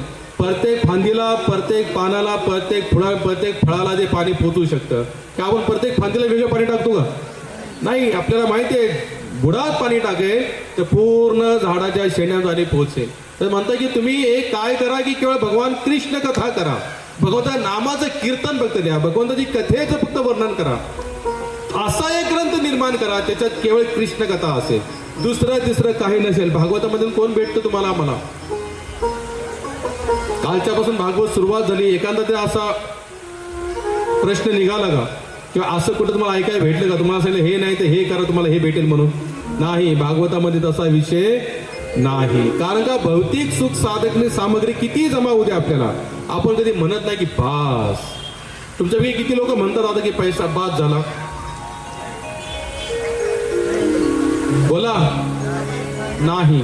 बरे किती लोक म्हणतात असे बास, जेवढी प्रॉपर्टी झाली तेवढी बास झाली, आता काही जास्त करायची इच्छा नाही. येऊ द्याच. काय करू द्या?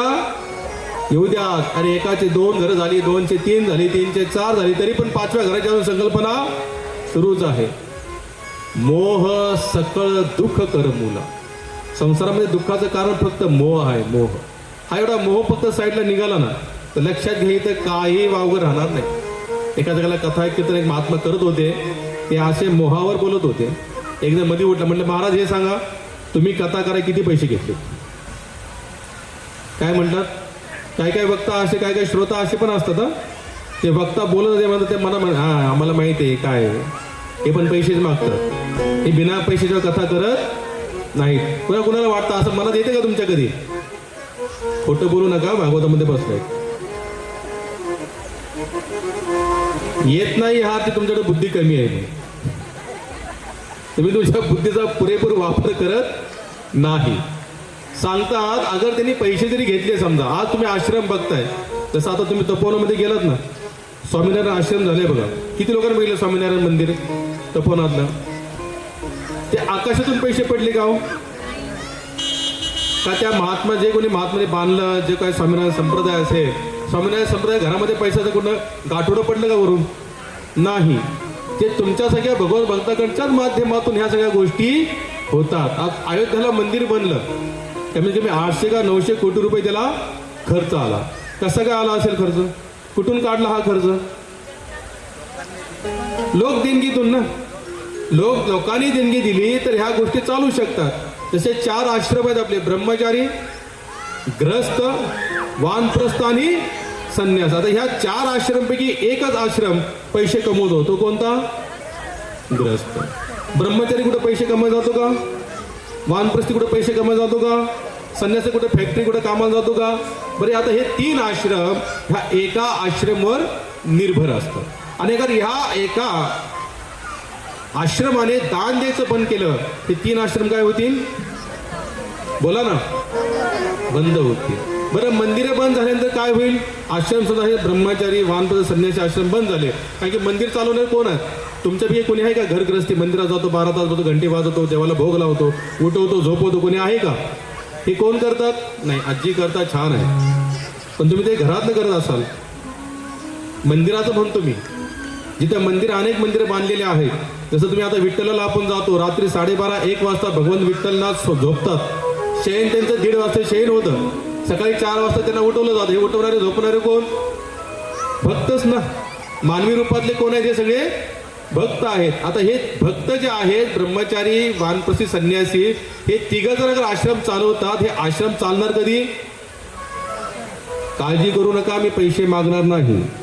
तुम्ही मला महाराज फिरून फिरून पैशावर येतील तसा काही प्रकार. पण मला फक्त एकच सांगायचं की हा मनातला जो भाव आहे ना आपला आपल्या धर्माप्रती. अरे इतर धर्मामध्ये बघा, नियमांतर्गत जेवढे कमवतात ते 10% किती? 10% कंपल्सरी प्रत्येकाने आपापल्या धर्माच्या उन्नतीला द्यायलाच पाहिजे. तुमची आमची ओळख काय? तुमची आमची ओळख धर्म. धर्म म्हणजे काय? पुन्हा सांगतो, धर्म म्हणजे तुम्ही मुसलमान, हिंदू, ख्रिश्चन, शीख, इसाई, पारसी नव्हे. धर्म म्हणजे भगवंताचे नियम. जो भगवंताच्या नियमाचं पालन करतो त्याला धार्मिक व्यक्ती बोललं जातं. केवळ बाह्य अंगाने आपण काहीतरी ड्रेस बदला, धोतर कुर्ता, तिलक, शेंडी ते ठेवले, त्याने धर्म बदलला, धर्म दिसला जात नाही. तर हे 3 आश्रम आहे जे गृहस्थ आश्रम चालतात. म्हणून काय सांगतात की जेव्हा ह्या काय कोणत्या कथा होतात तर तिथे एक जमेल त्या स्वरूपामध्ये आपण काही नाही. मी तो गौदान असो, मंदिर निर्माण कार्य असो, आश्रम निर्माण कार्य असो, तिथे आपल्याला काय केलं पाहिजे? थोडाफार सहयोग द्यायलाच पाहिजे. कारण का सगळे इथेच पडणार आहे, नेणार तर काही नाही. तुम्ही तुमच्या जनरेशनसाठी, तुमच्या संततीसाठी एकच गोष्ट सोडून जाऊ शकता: संस्कार आणि धर्म, आचरण, संस्कृती. आणि ही केव्हा टिकेल? जेव्हा तुमचे धार्मिक स्थानं असतील तेव्हा टिकतील. करपात्रीजी महाराज होते भारतामध्ये, नाव ऐकले? करपात्रीजी महाराज भरपूर मोठे महान संत होते. करपात्र, कर कर म्हणजे हात, हाताला हे काय म्हणतात? कर. त्यांनी आपल्या करालाच काय बनवलं होतं? पात्र. म्हणजे या हाताच्या याच्यामध्ये जेवढं अन्न येईल तेवढंच ते खायचे आणि तेवढं त्यांनी पूर्ण जीवनभर उदरनिर्वाह केला. ते म्हणायचे समाजामध्ये जोपर्यंत आध्यात्मिक आश्रमाची निर्मिती होत नाही जास्तीत जास्त, तोपर्यंत समाजामध्ये राहणाऱ्या व्यक्तीचं कधी कल्याण होणार नाही. आज आश्रम आहेत पण आपण आश्रममध्ये जातो. काळाराम मंदिर, काळारामला जातो. गोराराम देखील आहे, कपालेश्वर आहे. तिथे गेल्यावर काहीतरी वेगळी फिलिंग होती ना आपल्याला. बोला ना.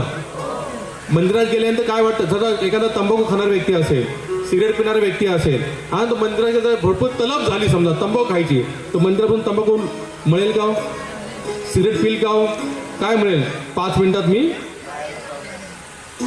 तलब आहे, पण तो मंदिरामध्ये बसून पूर्ण करणार नाही. कुठे जाईल? बाहेर. का बरं? कारण की मंदिरामध्ये तो भाव निर्माण होतो. नाही ते समोर देव बसलेला आहे किंवा ही धार्मिक स्थान आहे. म्हणजे ऑटोमॅटिक आपल्या वाईट वळणावर मंदिरात गेल्याने 5 मिनिटासाठी काय होईना परंतु बंधन येत. तर याच्यासाठी मंदिर आणि आश्रम हे समाजामध्ये असले पाहिजे. हे बंद झाले तर तुम्ही राक्षस झाल्याशिवाय राहणार नाहीत, हे लक्षात धरून चाला. म्हणून कधीही ती मानसिकता बनवू नका. कशासाठी पाहिजे, काय करायला पाहिजे, कोणी सांगितलं, काय सांगितलं, बिलकुल नाही. म्हणून तिथे सांगतात. आपण पुन्हा भागवतामध्ये येऊ. कुठे होतो आपण? कोणत्या प्रसंगावर सांगा, आठवून द्या मला. नारद मुनी काय सांगताय व्यासदेवांना? तुम्ही एवढं सगळं लिहिलं पण तू भगवंताचं कृष्ण कथा नाही लिहिलीत नाही. मग तेव्हा व्यासदेव त्यांना पुन्हा प्रश्न विचारला. पण माझ्या मनामध्ये एक प्रश्न असा निर्माण झालेला आहे की नारदजी हे सांगा, जीवाच्या कल्याणासाठी फक्त भगवत नाम आणि भगवत कथा पर्याप्त आहे का? त्याला बाकी काही करायची गरज नाही का? म्हणतात बिलकुल नाही. कथा नीट आहे का बरं का? हे माझं मनाचं सांगत नाही मी, भागवतामध्ये सांगतात. कारण की हे तुमचे आमचे प्रश्न आहेत. जसं तुकोबरांनी काय सांगितलं? नुसतं नामकीर्तन करा बस. नामाचं कीर्तन, नामाचं कीर्तन, नामाचं दुसरं काही करायची गरज नाही. नाम घेता उठा उठी होई संसाराची तुटी, ऐसा लाभ बांधा गाठी विठ्ठल पायी पडी मिटी. नामा परते साधन नाही जे तू करीशी अधिक काय. अरे हंकारुनी सांगे तुका नाम घेता राहू नका. काय आत्मविश्वास, त्यांनी एवढं छाती ठोकून सांगितलं त्या महात्म्यांनी. नाम घेता उठाउटी. उठाउटी म्हणजे काय? उठता बसता हसता खेळता जसं जमेल तसं होई संसाराची तुटी.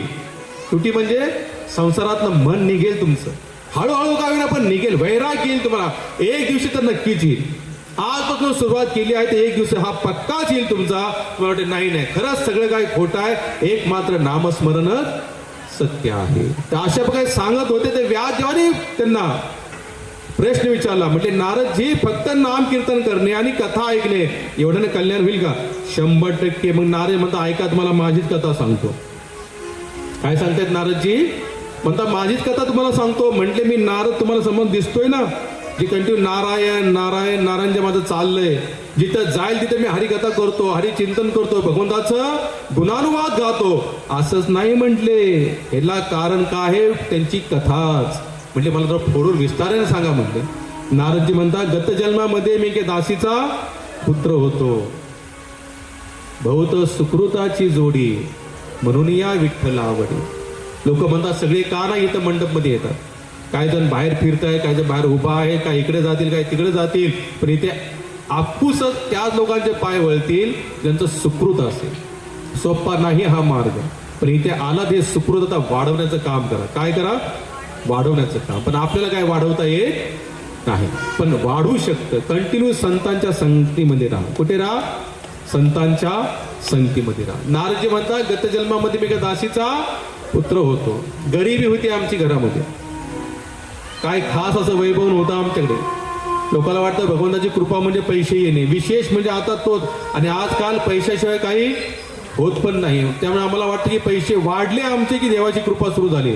भक्तिवादी ज्या महाराजांचा जो फोटो आहे ते महाराज म्हणतात निर्धनता भगवंताला प्राप्त करायचं सर्वोत्तम साधन आहे. त्याच्यापेक्षा दुसरं साधनच नाही. निर्धनता म्हणजे पैसे नसतील तर आपण देवाकडे जाऊ शकतो, पण निर्धन कुणाला बनायचं का? भगवंताची अशी कृपा कुणाला पाहिजे निर्धन बनण्याची कृपा? हात वर करा. माता नाही अरे पण एक दिवशी निर्धन होणारच. हे निधन हा शब्द आपल्याला, निधन म्हणजे धन संपलं, शरीर संपलं, विषय संपला, इथेच पडणार आहे. काय आहे? एक महात्मा सांगतात कामावरून काढून टाकण्याच्या आधी राजीनामा द्या म्हणजे सन्मान राहील. काय राहील? ऑफिसमधनं हकलून काढायच्या आधी. म्हणून आता नेम प्रकार 60 वर्ष काय कुणाच्या लायकीचे राहत नाही. तुम्ही कानाला ऐका येत नाही, मालक बोंबलतो, ग्लास उचल म्हणा, तांब्या उचलतो म्हणत तुम्ही 60 वर्ष तुम्ही काय व्हा? रिटायर व्हा. सांगतात बहिष्कृत होने से पहिले रिटायरमेंट ले लो. म्हणजे संसाराने अगर वस्तू खेचण्याच्या आधी घेऊन रिकामे व्हा, धाकधूक राहणार नाही. आता कसं माझ्या माघारी कसं काय, त्याच्या आधी सगळं द्या, विषय सोडा आणि आपल्या मार्गाला निघून जा. पण आम्हाला काय ते होत नाही. कुठे होतो मी? बोला. नारद मुनी काय म्हणले? नारद मुनी दासीचा पुत्र होतो. ऐकताय? मागून आवाज येत नाही बरं का. मागे आपण उद्यापासून 1-2 माईक ठेवूया. तुम्ही म्हणा तुम्ही कथा करताय का आम्हाला विचारताय, आणि तुम्ही प्रश्नाचे उत्तर देत राहाल तर मला कळेल की तुम्ही ऐकताय. मग मलाही बोलण्यास आनंद वाटेल. तर दासी पुत्र होतो आणि त्यात काय होतं वैशिष्ट्य काय होतं की आम्ही निर्धन होतो, आमच्याकडे धन नव्हतं. त्याच्यामुळे आमची आई काय करायची, लोकांच्या घरामध्ये भांडी कुंडी करायची आणि त्याचा आमचा उदरनिर्वाह चालायचा. आता मला सांगा संसारामध्ये जो निर्धन आहे त्याचे लागे बाधे किती असतील इथे? गरीब लोकांचे जास्त नातेवाईक नसतात, असतात का? नसतात. गरीबाला कोणी विचारत नाही, कारण की गरीबाच्या मागे कोणाला जायची इच्छा राहत नाही. धनवानाच्या मागे बघू. जो व्यक्ती समजा आज गरीब आहे आणि उद्या आज समजा तुला 10,000 रुपयासाठी महाग आहे आणि अचानक तो कोट्याधीश शिवू द्या, अरे सगळे लोक तयार होतील. हिंदीमध्ये म्हणतात जब तक जेब में हो पैसा लोग कहते हैं तुम हो कैसा. पैसे संपले रे संपले, विषय संपला. तुमच्याकडे डुंकुनी कोणी बघणार नाही. तुम्ही रस्ता हे आपले रस्ता बदलते, पण पैसे आहेत तुम्ही तुम्हाला विचार, अहो ओळखलं का मला, मी तो, हा मी तो. कसं काय? अहो तुम्ही कुठे होतात आणि कुठे पोहोचता? संसार भरपूर स्वार्थी आहे इथे. फसू नका. ठीक आहे, नातेबाजे जे आहे ते करा, पण भगवंताला विसरू नका. तर मन सत्य- हा मोगरा अर्पून ईश्वरा. बोला बोला. मन हा मोगरा अर्पून ईश्वरा. मन हा मोगरा अर्पून ईश्वरा. मन हा मोगरा अर्पून ईश्वरा. मन हा मोगरा अर्पून ईश्वरा. मन हा मोगरा अर्पून ईश्वरा. हा मोगरा अर्पून ईश्वरा. मन हा मोगरा अर्पून ईश्वरा. पुनरपि संसार येणे नाही. पुनरपि संसार येणे नाही. मन हा मोगरा अर्पून ईश्वरा. मन हा मोगरा अर्पून ईश्वरा. मन हा मोगरा अर्पून ईश्वरा. मन हा मोगरा अर्पून ईश्वरा. तुका म्हणे आईसा जन्म दिला देवा हो. तुका म्हणे आईसा. जन्म दिला देवा. तुका म्हणे आईसा जन्म दिला देवा. बोला बोला बोला बोला. ईसा जन्म दिला देवा. तुझा वास भावा. तुझा वास भावा. वैकुंठाशी. वैकुंठाशी. मन हा मोगरा अर्पून ईश्वरा. मन हा मोगरा अर्पून ईश्वरा. मन हा मोगरा अर्पून ईश्वरा. नारदजी म्हणतात आम्ही निर्धन असल्यामुळे आमचे जास्त लागेदोरे नव्हते, इथे जास्त सगळे संबंधी नव्हते, नातेवाईक नव्हते. आई लोकांच्या घरी भांडी घासायची आणि आमच्या गावामध्ये एकदा चातुर्मासमध्ये भक्तांची टोळी आली. कुणाची टोळी आली? भक्तांची टोळी. विठ्ठलजी स्वतः म्हणतात, वैष्णवा संगे सुखवाठे देवा. काय म्हणतात तुकोबराय? मला कुठं सुख वाटतं? वैष्णवा संगे. हे देवा, तुझ्या दारात काय एवढं सुख वाटत नाही, पण तुझे जे भक्त आहेत ना, इथे सुख वाटतं. का बरं? भगवंताचं खरं निवासस्थान कोणतं आहे? नाहम वसाते वैकुंठे नाहम योगिनी हृदयेच्या.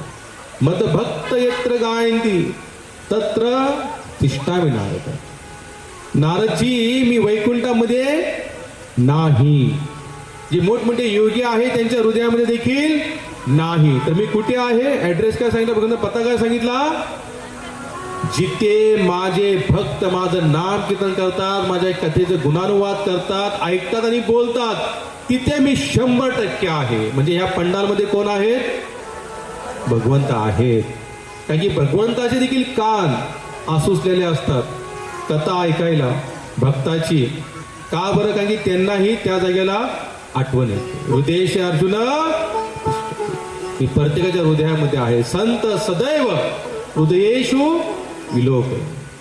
ब्रह्मसंहितेमध्ये सांगतात की भगवंताच्या हृदयामध्ये की माता लक्ष्मी निवासी नाही बरं का.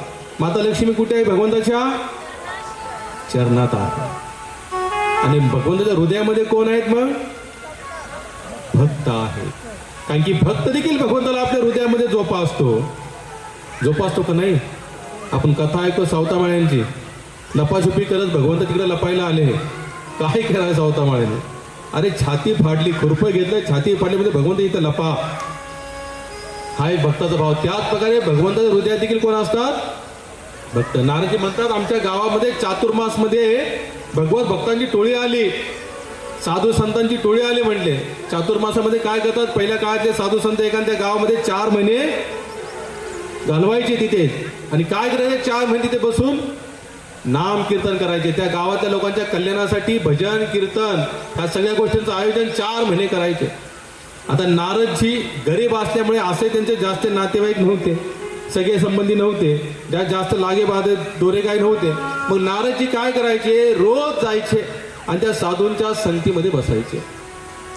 या जगामध्ये सगळ्यांचा संग केला तरी काय भेटेल नाही भेटेल मला माहीत नाही, पण साधूचा संग कराल तर तो संग वाया जाणार नाही. साधू ते असतात की ज्यांच्या संघातून हृदयामध्ये भगवत प्रेम निर्माण होतं. तर नारदजी रोज जाऊन तिथे बसायला लागले. आता रोज साधू संगत काय होणार आहे, भजन कीर्तन भोजन, भजन कीर्तन भोजन, भजन कीर्तन भोजन. आता भोजन कोणतं भेटत आहे ना, साधूंचं उच्चिष्ट, म्हणजे साधूंनी खाल्लेलं उच्चिष्ट महाप्रसाद रूपामध्ये त्यांना भेटत होतं. साधूच्या मुखातून ऐकलेली कथा त्यांच्या हृदयामध्ये जात होती आणि नाम कीर्तनामध्ये त्यांनाही आनंद यायला लागला. आता 4 महिने कंटिन्यू अशा प्रकारे प्रोग्राम चालला. नारदजी रोज जायचे, रोज नाम कीर्तन भजन भोजन, नाम कीर्तन भजन. तर नारदजी जवळपास घरी त्यांनी जाणं पण केलं होतं. चातुर्मास संपला, साधू संत म्हटले आता आम्ही येतो.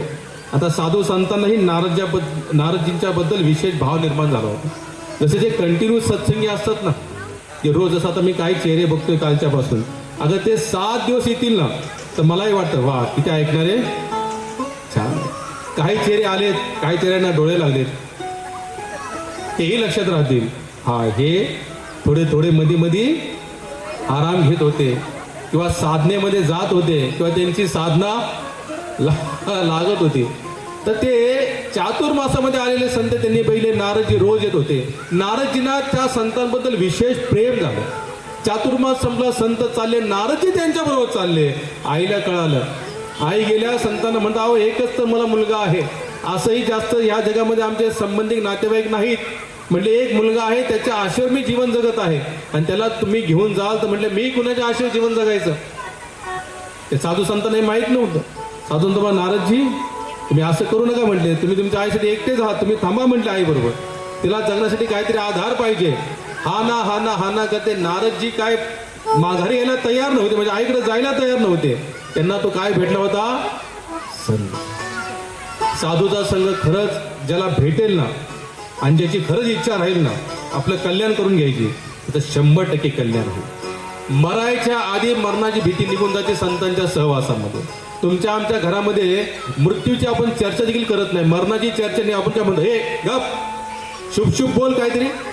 चांगल्या भरल्या घरामध्ये तो असं बोलतोस, मरणाच्या काय गप्पा गोष्टी करतो. साधूच्या संगतीमध्ये जाऊन बसा. मृत्यू हा त्यांचा विषय असतो.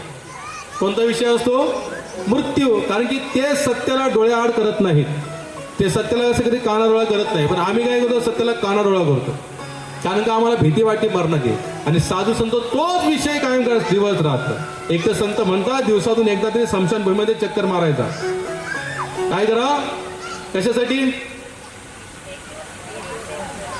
डीमार्ट आहे का ते, डीमार्ट आहे स्मशान, डीमार्ट का काय ते बिग बाजार आहे का, कशासाठी जा सांगतात, अरे तिथे गेल्याने सत्य समजेल, कळेल की इथं आपलं शेवटचं निवास आहे, इथला आलो की विषय संपला. कुठेतरी वैराग्य निर्माण होईल. मग घरामध्ये वैराग्य निर्माण झाले की संसाराचं ऑटोमॅटिक सगळं निराश होऊन जातं. कशामध्ये जास्त मन लागत नाही. चाललंय ना चालू, जे होतंय ते होऊ दे, जास्त डोकं लावत बसलं नाही, कारण की एक दिवशी आपल्याला जायचं आहे. हा ना करता करता साधू म्हणतात एक काम कर, तुला आमच्यासोबत यायचं नाही ये, पण म्हणले जोपर्यंत आई जिवंत आहे तोपर्यंत तो आमच्यासोबत येऊ शकत नाही. असं बोलून साधूंनी नारदजींना आई बरोबर पाठवून दिलं. आता आई बरोबर साधू नारदजी राहायला तर लागले, पण जो झरा फुटला होता ना पाझर हृदयामध्ये भक्तीचा, तो रोज वाहतच होता. कसा होता, वाहत होता. आमचा तुमचा झरा फक्त सकाळचं 2 मिनिटं देवापुढे. लोक म्हणतात महाराज जास्त करायची गरज नाही, सकाळी आम्ही फक्त उठतो, देवापुढे 2 मिनिटं उभा राहतो आणि आम्ही आमच्या कामाला निघून जातो. आमचा झरा असा आहे, पाणीच नाही, खड्डा तर खाणलाय पण पाणी काय लागत नाही. पण नारदजीच्या हृदयामध्ये झरा फुटला होता, तो ओसांडून व्हायला रोज, आणि त्या झऱ्याचं पाणी रोज वाढायला लागलं म्हणजे काय झालं, नारदजींच्या मनामध्ये त्या संतांचा सहवास रोज राहून आठवायचा, राहून नारदजी एकांतामध्ये रडायचे.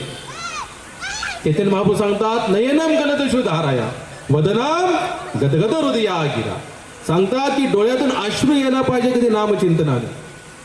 आमच्या डोळ्यातून कधीच अश्रू येत नाही नामचिंतनाने, कारण की आमचा झरा पूर्ण सुकून गेलेला आहे. कसं शक्य आहे सांगा? अहो ज्याच्यासाठी हे प्रेमाचं अंजन, महाराज सांगतात ज्यांच्या डोळ्यामध्ये हृदय प्रेमरूपी अंजन आहे, भगवत प्रेमरूपी अंजन आहे, त्यांच्यासाठी भगवंताचा खरा आनंद तर तो आहे. जगात कुठे आनंद दिसतो तुम्हाला? जो वाटतो तो आनंद नाही. नारदजींच्या हृदयामध्ये तो झरा रोजच्या रोज पाजर वाढायला लागला. रोज मनातल्या मनात म्हणायचे आई नसती तर मी त्यांच्याबरोबर काय ओढते. आणि आम्ही म्हणतो की आमचे सगळे टिकावेत बघा देवा, कुणाला नेऊ नका, न्याल तर आम्ही तुमच्याशी कट्टी. काय म्हणतो देवाला? आमचं सगळं जसं चाललंय ना व्यवस्थित सगळं चालू द्या, आमच्यातल्या कोणा एकाही मेंबरला काही न्यायची गरज नाही. आणि नारदजी काय मागतायत?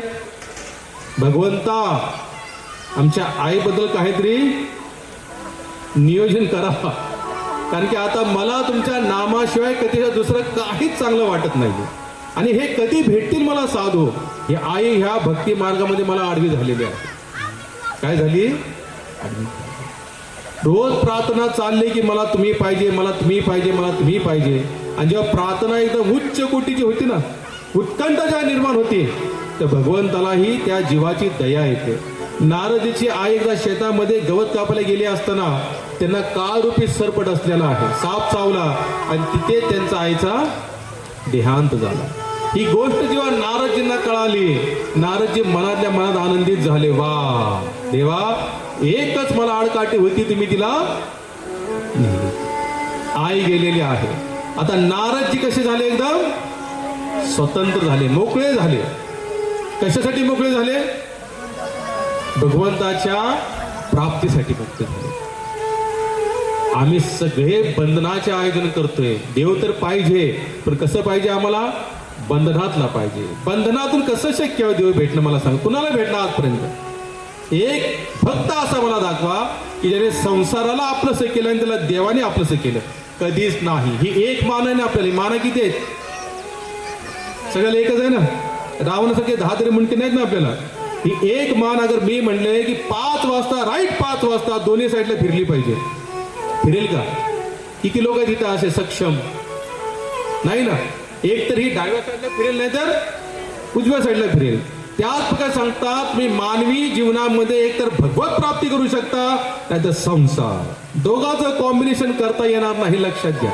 पण आम्हाला काय वाटतं की दोन्ही गोष्टी पाहिजे. आम्हाला संसारही पाहिजे आणि देवी पाहिजे. कसं शक्य आहे सांगा? एक आपल्याला आपल्या महाराष्ट्राला संतांची भूमी म्हणतात. काय म्हणतात? संतांची भूमी. दाखवा या महाराष्ट्र संत भूमीमध्ये की असा एखादा संत दाखवा ज्यांनी दोन्ही गोष्टीचं नियोजन केलं. ग्रहस्थी भरपूर आहेत. तुकोबराय ग्रहस्थी आहेत, नामदेव महाराज ग्रहस्थी आहेत, सावतामळी ग्रहस्थी आहेत, चोकामेळा ग्रहस्थी आहेत, जनाबाई ग्रहस्थी आहेत, दामाजी पंत ग्रहस्थी आहेत. परंतु त्यांच्या ग्रहस्थीमध्ये आणि आमच्या ग्रहस्थीमध्ये जमीन आसमानचा फरक आहे. एवढासा नाही. काय सांगता? डायरेक्ट आकाशाचा आणि जमिनीचा फरक आहे. त्यांना त्यांची ग्रहस्थी कधी आडवी आलेली नाही आणि आम्हाला आमची ग्रहस्थी कंटिन्यू आडवी आहे. आडवी काय? आम्हीच आमच्या ग्रहस्थीसाठी आडवी आहोत. बंगालमध्ये एक सिस्टम आहे माकड पकडण्याची. थोडा वेळ झाला तर चालेल ना? बोला, हात वरती करा.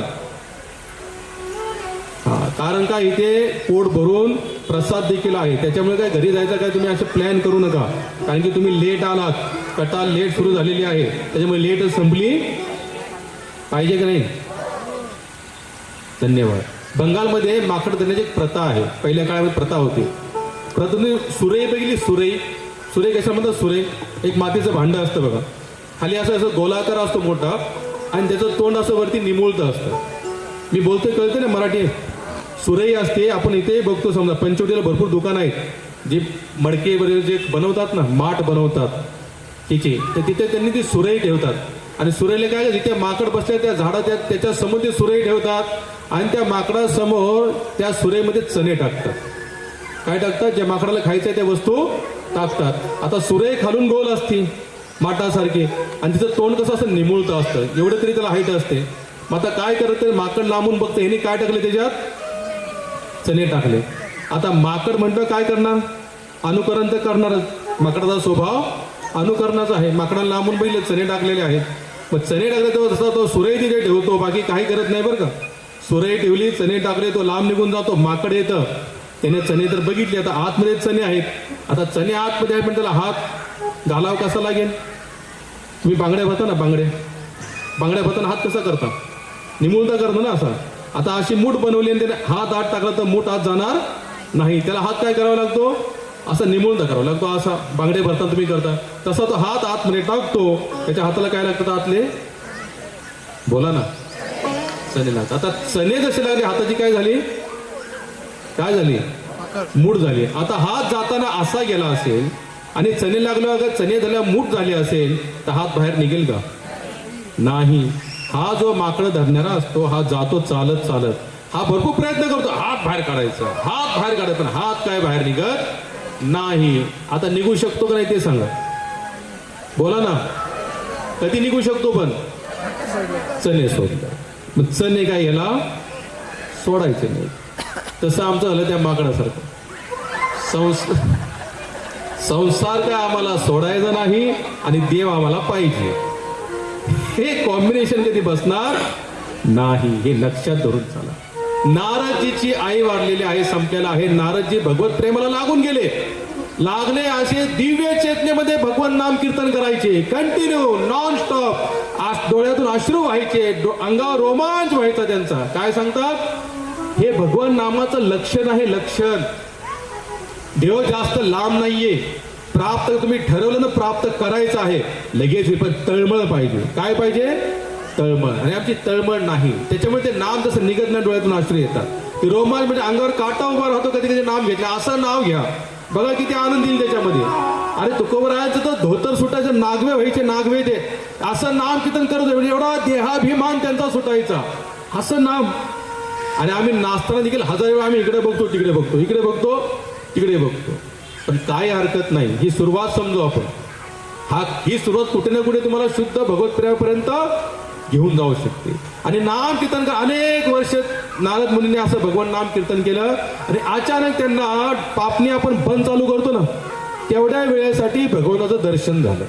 किती वेळासाठी, पापणी जेवढी बंद चालू करतो तेवढं दर्शन झालं. आणि तेवढं दर्शन झाल्यानंतर नारदजी भावविभोर झाले आणि भगवंताला म्हणाले, भगवंता अजून दर्शन, अजून दर्शन, अजून दर्शन.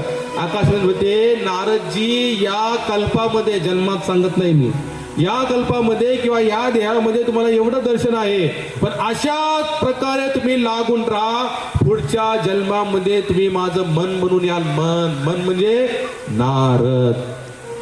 नारदच्या आधीच्या जन्मामध्ये कोण होते, दासी पुत्र होते. का बरं त्यांनी कथा सांगली व्यासदेवांना ही, बोला. कारण की व्यासदेव त्यांना विचारलं, नारदजी म्हणतात कलियुगामध्ये फक्त भगवान नाम आणि भगवत कथा. नारदजींनी काय केलं, 4 महिने चातुर्मास मध्ये काय केलं होतं त्यांनी, योगा केलं का, कपाल भारतीना योगा नाही, टोगा नाही, फोगा नाही. काय केलं, 4 महिने फक्त नाम, नाम, कथा आणि कथा. तर ते व्यासदेवांना सांगतात, बघा मी स्वतः जे नारद म्हणून जो आलो त्याला कारण काय आहे की गेल्या कल्पातली, कल्प सती, त्रेता, द्वापार, कली असे 28 वेळा निघून जातात, त्याला एक कल्प म्हणतात. एका कल्पातून दुसऱ्या कल्पापर्यंत मी पोहोचलो कसा, केवळ नामचिंतनाने, नामाच्या कीर्तनाने, कृष्ण कथेने पोहोचलो. म्हणून व्यासदेव तुम्हाला सांगतो, तुम्ही काय करा, फक्त कृष्ण कथेचा गुणानुवाद करा. मग तेव्हा आमच्या व्यासदेवानी भगवंत साहित्य होता, त्यांनी भागवताची रचना केली. आता ही भागवताची रचना केली खरी, पण पुढे सवनेगाचा विषय, पण हे भागवत सुखदेव महाराजांपर्यंत कसं आलं, कारण का सुखदेव महाराज जसा बाहेर आले तसे ते कुठे निघून गेले, वनगमनामध्ये निघून गेले. तर त्यांच्यापर्यंत भागवत कसं पोहोचलं, लक्षात घ्या. सुखदेव महाराज जसे बाहेर कुठे गेले, वनगमनापर्यंत. शौनक ऋषी होता ते त्यांच्यापर्यंत भागवत गेलं कसं, तर जेव्हा व्यासदेवांनी जेव्हा हे लिहिलं तर त्यांना वाटलं आता एवढं तर मी लिहिलेलं आहे, पण ऐकणार कोणीतरी पाहिजे ना. जसं आता तुम्ही हा वर्ग तुम्ही बसलात तर मलाही बोलायला उत्सुकता वाढते बरं का, कारण की श्रोता वर्ग जास्त दिसलं की बोलायला अजून आनंद वाटतो. कारण की एकाकी आमार नाही पाय बोल, एकमेका साह्य करू अवघे धरू सुबंत एकमेकाला तुम्ही ऐका मी बोलेल नाही तर तुम्ही बसा मी ऐकू शकतो. हा काय एकाच व्यासपीठ नाहीये हे. तुमच्यासारखी लोक देखील भगवत भक्ती करू शकतात, व्यासपीठावर बसू शकतात, कृष्ण कथा करू शकतात. त्याला काय लय मोठा कोर्स आणि अकॅडमी वगैरे काही नाही. एकच अकॅडमी आहे, संतांचा संत आणि भागवत कथेचं श्रवण. श्रवणाच्या दिवशी म्हणतात की व्यास देवापासून सुखदेव महाराज ही कथा गेली कशी आणि सुखदेव महाराजापासून राजा परीक्षितापर्यंत ही कथा आली कशी. आता ऐका, आपण थोडंसं लेट जाऊ. आपण परीक्षित राजापर्यंत जायचं का? बोला ना, बसावं लागेल हा. ते सांगतात जेव्हा व्यासदेवाने ही कथा जेव्हा लिहिली, भागवत लिहिलं, त्यांना वाटलं कोणातरी ऐकवायला पाहिजे, पण आता ऐकणारा श्रोता पण तसा पाहिजे. महिनी ठरवलं का नाही की माझाच जो व्यासनंदन जे आहेत, माझा जो मुलगा आहे सुखदेव, यांना काय नाही कथा ऐकवायची. पण आता हे सुखदेव महाराजांचा स्वभाव कसा आहे, गायीचं दूध जेवढ्या वेळेमध्ये काढतात ना तेवढ्याच वेळेपर्यंत सुखदेव महाराज एका जागेला थांबतात, तिथून पुन्हा निघून जातात. म्हणून साधू कसा असतो, बेता पाणी रमता जोगी. जसं पाणी एका जागेला थांबत नाही, वाहत राहतं, तसं साधू जीवन असतं. साधू जास्त एका जागेला थांबत नाही. ते काय करतात, जिथे बसेल तिथे त्यांची गादी, जिथे झोपतील वरती जे आहे झाड ते त्यांचं छत, त्यांचं वैशिष्ट्य दुसरं काही, कारण की त्यांना अटॅचमेंट आसक्ती अशी काही राहिलेली नाही. मग ते म्हणतात जावं सुखदेव महाराजांना बोलून आणा. मग आपल्या शिष्यानं म्हणतात जा म्हणतात सुखदेव, पण म्हणते येतील का म्हणले तुम्ही आज एवढा आवाज दिला हे सुखदेव हे सुखदेव हे सुखदेव, तरी ते थांबले नाहीत. म्हणले आता आम्ही बोलून ते थांबतील का? म्हणले काय हरकत नाही, भागवताचे 2 श्लोक आता अनुवाद सांगतो तुम्हाला. म्हणतात 2 श्लोक त्यांच्या कानापर्यंत जातील असे बोला.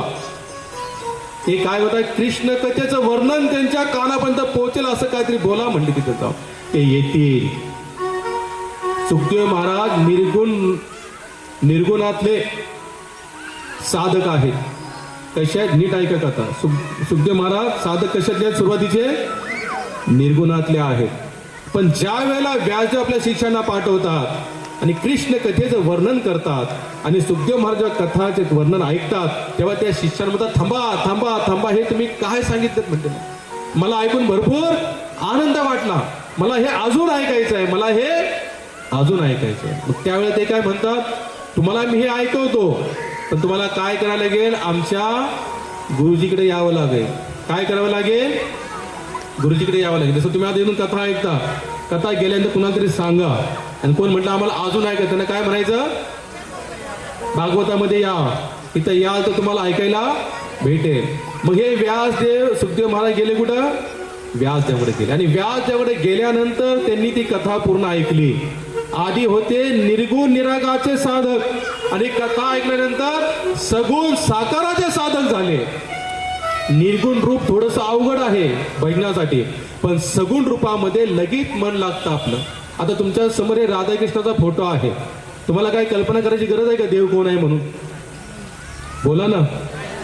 काहीच नाही, काही कल्पना करा. अरे आपल्या संतांनी किती भगवंताचं विठ्ठलाचं गुणानुगात गायलेलं आहे. तो कोणता अभंग बोला, मला भरपूर ऐकायचं. तो सुंदर ते ध्यान. माझ्याकडे ते अंग नाही बरं का गाण्याचं, पण आपले बाबा भरपूर छान गात आहेत. आज वेळ होऊ द्या, अर्धा तास जास्त घेईन, जास्त नाही. सुंदर ते ध्यान. नाही नाही नाही, तो स्वयं साक्षात आहे. ह्या भूतलावर एक मात्र विठ्ठलाचं स्थान असं जे अनंत कोटी ब्रह्मांडाला स्पर्श करून दर्शन आहे. अरे अनेक वर्ष झाली लोक त्याच्या पायावर डोकं ठेवतात, पाय घासलेत त्यांचे, घासलेत. काय श्रद्धा त्यांची, आणि आजकालची श्रद्धा काय, तर काय म्हणे कुठे देव असतो. नाही, सुखदेव महाराज आले आणि त्यावेळेला व्यासदेवानी पुन्हा भागवताचं श्रवण त्यांना करवलं. शौनक ऋषी म्हणतात पण हे सुखदेव महाराजाकडून परीक्षित राजाकडे भागवत गेलंच कसं? आता कथा ऐका, आपण अर्ध्या तासाने सगळं घेऊ. महाभारतातलं युद्ध जेव्हा समाप्त झालं, कधी, जेव्हा दुर्योधन मरणास मेलेला नाही, मृत्यूशय्येवर पडलेला आहे, म्हणजे मरणारच आहे, त्यावेळेला दुर्योधन आता मरणार आहे. त्याच्या आधी पूर्ण कौरव संपलेले आहेत. म्हणतात महाभारताच्या युद्धाच्या वेळेला शेवटचा अक्षर होता, दुर्योधन मरणार. जाता जाता काय म्हणतो, अश्वत्थामा मी तुम्हाला सेनापती घोषित करताय, तुम्ही जा म्हटले, आणि पांडवांचं शिरछेद करून मला आणून द्या. ईर्ष्या भरपूर भयानक असते. थोडासा विचार करू, अगर दुर्योधन समजा मरणारच होता, तो जगणार नव्हताच. आता जरी पांडव मेले असते तरी राज्य, ज्या राज्यापोटी दुर्योधनाने किंवा कौरव पांडवचे युद्ध झालं, दुर्योधनाने युद्ध केलं, पांडव मेल्यानंतर हाही मरणार होता, ते युद्ध ते राज्य भोगा हा तरी जगणार होता का हो? बोला ना. तरी काय म्हणतो जात अश्वत्थामा मी तुम्हाला सेनापती घोषित करतो, जा म्हणतो आणि त्या पांडवांचं शिरछेद करून आणा माझ्याकडे. आपण मरायला तयार आहे पण दुश्मनी सोडायला तयार नाही. लोक म्हणतात मरेपर्यंत मी लक्षात ठेवीन. कशासाठी?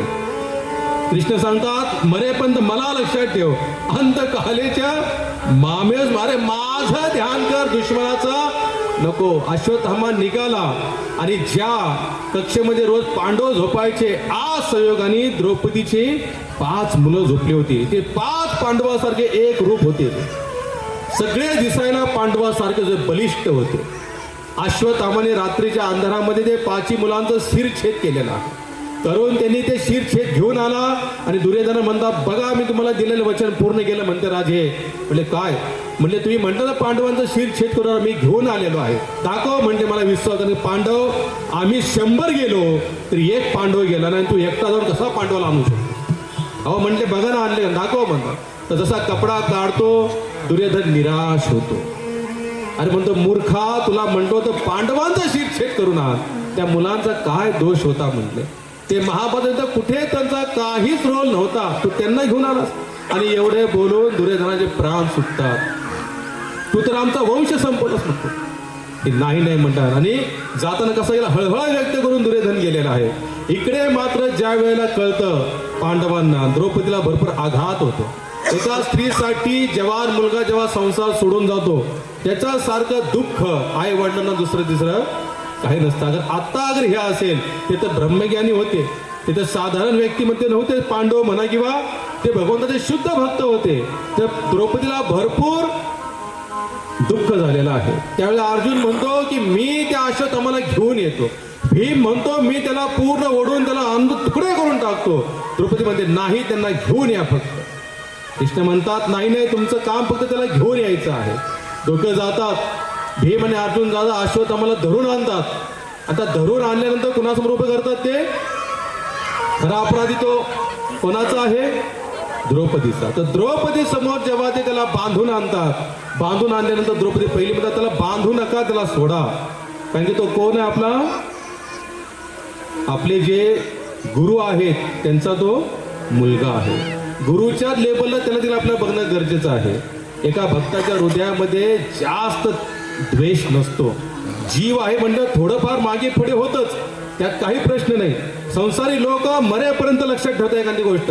भक्त काय करतो? झालं थोडी खटपट, झालं जाऊ द्या, प्रभूजी माफ करा, माताजी माफ करा, मला असं बोलायचं नव्हतं पण माझ्या मुखून आपसूक निघालं, मी तुमच्या चरणात डोकं ठेवतो पण मला काय करा, माफ करा. हे एका संताचं भक्ताचं लक्षण आहे. द्वेष कुणामध्ये नाही, सगळ्यांमध्ये आहे. कुठेही जा तुम्ही, तुम्हाला गुण आणि दोष दोघांनी मिक्स अशी ही सृष्टी दिसेल. पण भक्त काय करतो? सगळ्या गोष्टी सोडून देतो. झालं गेलं, विसरून गेलं, नव्याने जीवन जगत राहू. द्रौपदी म्हणजे सोडा, त्याला बांधू नका. मग त्यावेळेला भीम म्हणतो नाही म्हणतात, याचे तुकडे केल्याशिवाय मी राहणार नाही. अर्जुन म्हणतो मी पण त्याला मारल्याशिवाय राहणार नाही. असं दोघांमध्ये थोडासा वाद होतो. द्रौपदी म्हणजे त्याला मारायची काही गरज नाही. आता इथे वाद होतो. अर्जुन द्रौपदी यांचं चाललेलं भाषण, तेवढं कृष्ण एका जागेला थांबलेले असतात. शेवटचा निर्णय करता कोण आहे ह्या जगात? तुमच्या आमचे कितीही पेंडिंग प्रश्न असू द्या, भगवंत निर्णय बराबर लावतो. पण आपण ती फाईल त्यांच्याकडे द्यायला पाहिजे. आपण ती फाईल इकडे तिकडे टेबलावर फिरवत राहतो, मामाकडे, मामीकडे, आईकडे, बापाकडे, मित्राकडे, आणि तुमच्या प्रश्न उत्तर इथे नाही भेटणार. महाराज ते प्रश्न भगवंत देतील. खरा न्याय करता तोच आहे. ती फाईल काय करा, या जीवनाच्या समोर फाईल घ्या आणि कुठे करा, द्या भगवंतासमोर ठेवून. आणि तो बराबर निकाल लावतो त्याचा. सगळे जातात, म्हणतात भगवंता तुम्ही सगळं काय केलं पाहिजे? तर भगवंत म्हणतात झोपलेल्या व्यक्तीचा अगर कोणी हत्या करत असेल तर त्याची हत्याच व्हायला पाहिजे. हे भगवंताचं पहिले शब्द नीट आहे. काय कृष्ण कायम काय करतात? आडव्यात बोलतात. कृष्ण कसे उभे राहतात? कसे आहेत? तेडे उभे आहेत, तेडे वाकडे तिकडे उभे आहेत. मान असे आहे, कंबर असे आहे, पाय असे आहे. रामजी कसे आहेत? सरळ. धनुष्य बाण व्यवस्थित आहे, सरळ आहे ते. कृष्णांची प्रतिनिधी कशी आहे, जी न समजण्यासारखी आहे, पण भक्ताला समजते. नाही जरी समजली तरी भगवंत त्याला समजवतो, बा असं नाही असं आहे. थोड्या वेळी भक्त कन्फ्युज करतात. जातात भगवंत पहिले म्हणतात की जो झोपेत असणाऱ्या व्यक्तीला मारतो त्याला मारलंच पाहिजे. भीम म्हणतो हो मी तेच सांगतो यांना मारलंच पाहिजे. म्हणून थांब भीमा, पण जे ब्राह्मण असतात त्यांची हत्या करू नये. काय म्हणले कृष्ण आधी, काय म्हणले, जे झोपेत जो कुणाला मारतो त्याला मारलं पाहिजे, पण तो ब्राह्मणाची हत्या आपण केली आणि ते ब्रह्म हत्येचं पात्र. तर भीम म्हणतो भगवंता एकदा तरी स्पष्ट नीट बोलत जा, आम्हाला समजेल असं. एक तर म्हणता मारायचं नाही, एक तर म्हणता मारायचं नाही म्हणतं. मग ते म्हणतं एक काम करा म्हणतात, ब्राह्मणाची खरी हत्या काय असते, त्याचा कोणी अपमान केला, त्याचा कोणी तिरस्कार केला, ही ब्राह्मणाची खरी हत्या असते. आणि खरं बघायला गेलं तुमची आमची हत्या पण हीच असते. आपला कोणी अपमान करू द्या, मरेपर्यंत हृदयामध्ये ती झळ असते आपल्या, माझा अपमान केला, माझा अपमान केला, माझा. मग म्हटलं काय केलं पाहिजे, म्हणले याला अपमानित करून सोडून द्या. मग काय केलं अपमानित करण्यासाठी, त्याचा इथला जो मणी होता तो काढून घेतला, अर्धी मिशी कापली, अर्धी दाढी कापली, अर्धी केस कापली, त्याचा अपमान करून त्याला सोडून दिलं. अश्वत्थामाला एवढं समजायला पाहिजे होतं, ठरवलं असतं तर मेलाच असतं ना, तो जगला असतं का हो, नाही. अश्वत्थामा तिथून निघाला, पण त्याची अपमानाची झळ त्याच्या हृदयामध्ये होती. मग तो म्हटलं एक काम करतो, आता पांडव फक्त राहिलेत, म्हणजे यांचा एकच वंश फक्त जिवंत आहे. तो कोण, पांडवांचा नातू. तो कुठे आहे आता सध्या, उत्तराच्या गर्भामध्ये आहे. म्हणजे ब्रह्मास्त्र सोडतो आणि तो आहे तो पण शेवटचा वंश संपवतो. त्याने ब्रह्मास्त्र सोडलेला. आता ब्रह्मास्त्र सोडल्यानंतर उत्तराला एवढं तरी माहित होतं की याच्या आधी जेव्हा द्रौपदी साडी खेचली तिने इतराला भरपूर वेळा बोलवलं, पण कोणी गेलं नाही. म्हणले मी ती चूक करणार नाही. ती म्हणली पाही माम, हे कृष्ण हे कृष्ण हे कृष्ण, मला वाचवा. माझ्या गर्भामध्ये ज्वालाग्नी निर्माण झालेली आहे आणि असं वाटतं की आता माझ्या गर्भात गर्भ हा संपणार आहे. तिने पहिली शरण गेली कुठे, डायरेक्ट. बुद्धिमान व्यक्ती इकडे तिकडे कुठेच जात नाही. काय करायचं माझा भगवंत करेल, मी कुणाला शरण जाणार नाही. काय लोकांना वाटतं भक्त अहंकारी नाही, त्यांचा अभिमान आहे. तुकोबराय सांगतात काम क्रोध लोभ सारतो अवघा माझा पंढरीनाथ. आमचे जे काय आहे का पंढरीनाथ, आम्ही कोणाला विचारत नाही. अहंकार असतो म्हणून, अरे अभिमान असतो. जे करेल तो आमचा देव करेल, आम्हाला कोणी इकडे जायची गरज नाही. उत्तरा म्हणती भगवंता वाचवा, भगवंता वाचवा, भगवंता वाचवा. भगवंत आतमध्ये अंगुष्ट म्हणजे अंगठ्यासारखं रूप धारण करतात आणि उत्तराच्या गर्भेमध्ये त्यांनी प्रवेश केलेला आहे आणि त्या ब्रह्मास्त्राला थांबवतात. संपूर्ण टाकत त्या ब्रह्मास्त्राला ठेवत नाही. पुन्हा भगवंत बाहेर येतात. एक महात्मा सांगतात, उत्तरा विचारते भगवंता तुम्ही माझ्या गर्भातल्या जीवाला वाचवलं, द्रौपदीच्या 5 मुलांना का नाही वाचवलं. मनामध्ये प्रश्न येतो का नाही तुमच्या, किती लोकांच्या मनामध्ये असा प्रश्न येतो. अगर उत्तराच्या गर्भामध्ये जाऊन भगवंत अगर त्या गर्भाला वाचवू शकतात, मग द्रौपदीच्या 5 मुलांना का नाही वाचवलं. उत्तरा विचारते. भगवंत म्हणतात अगर मी जसं त्यांना नाही वाचवलं आणि जसं ह्या गर्भाला नसतं वाचवलं तर लोकांनी मला नावं ठेवली असती. भगवंता देखील आपलं पडलेलं असतं बरं का, पण कुणासाठी पडलेलं असतं, भक्तासाठी. आणि नातांच्या घरी एक नाही दोन नाही 12 वर्ष पाणी वाहिलं. 12 वर्ष एकही शब्द न बोलता आणि कशाची अपेक्षा न बाळगता. सांगा असा सेवक कुठे भेटेल. आपली पोरं तरी ऐकतात का आपलं, पण नाताच्या घरी पाणी वाहिलं का, माझा भक्त आहे तो, त्यालाही अभिमान आहे. का म्हणता हा माझा भक्त आहे.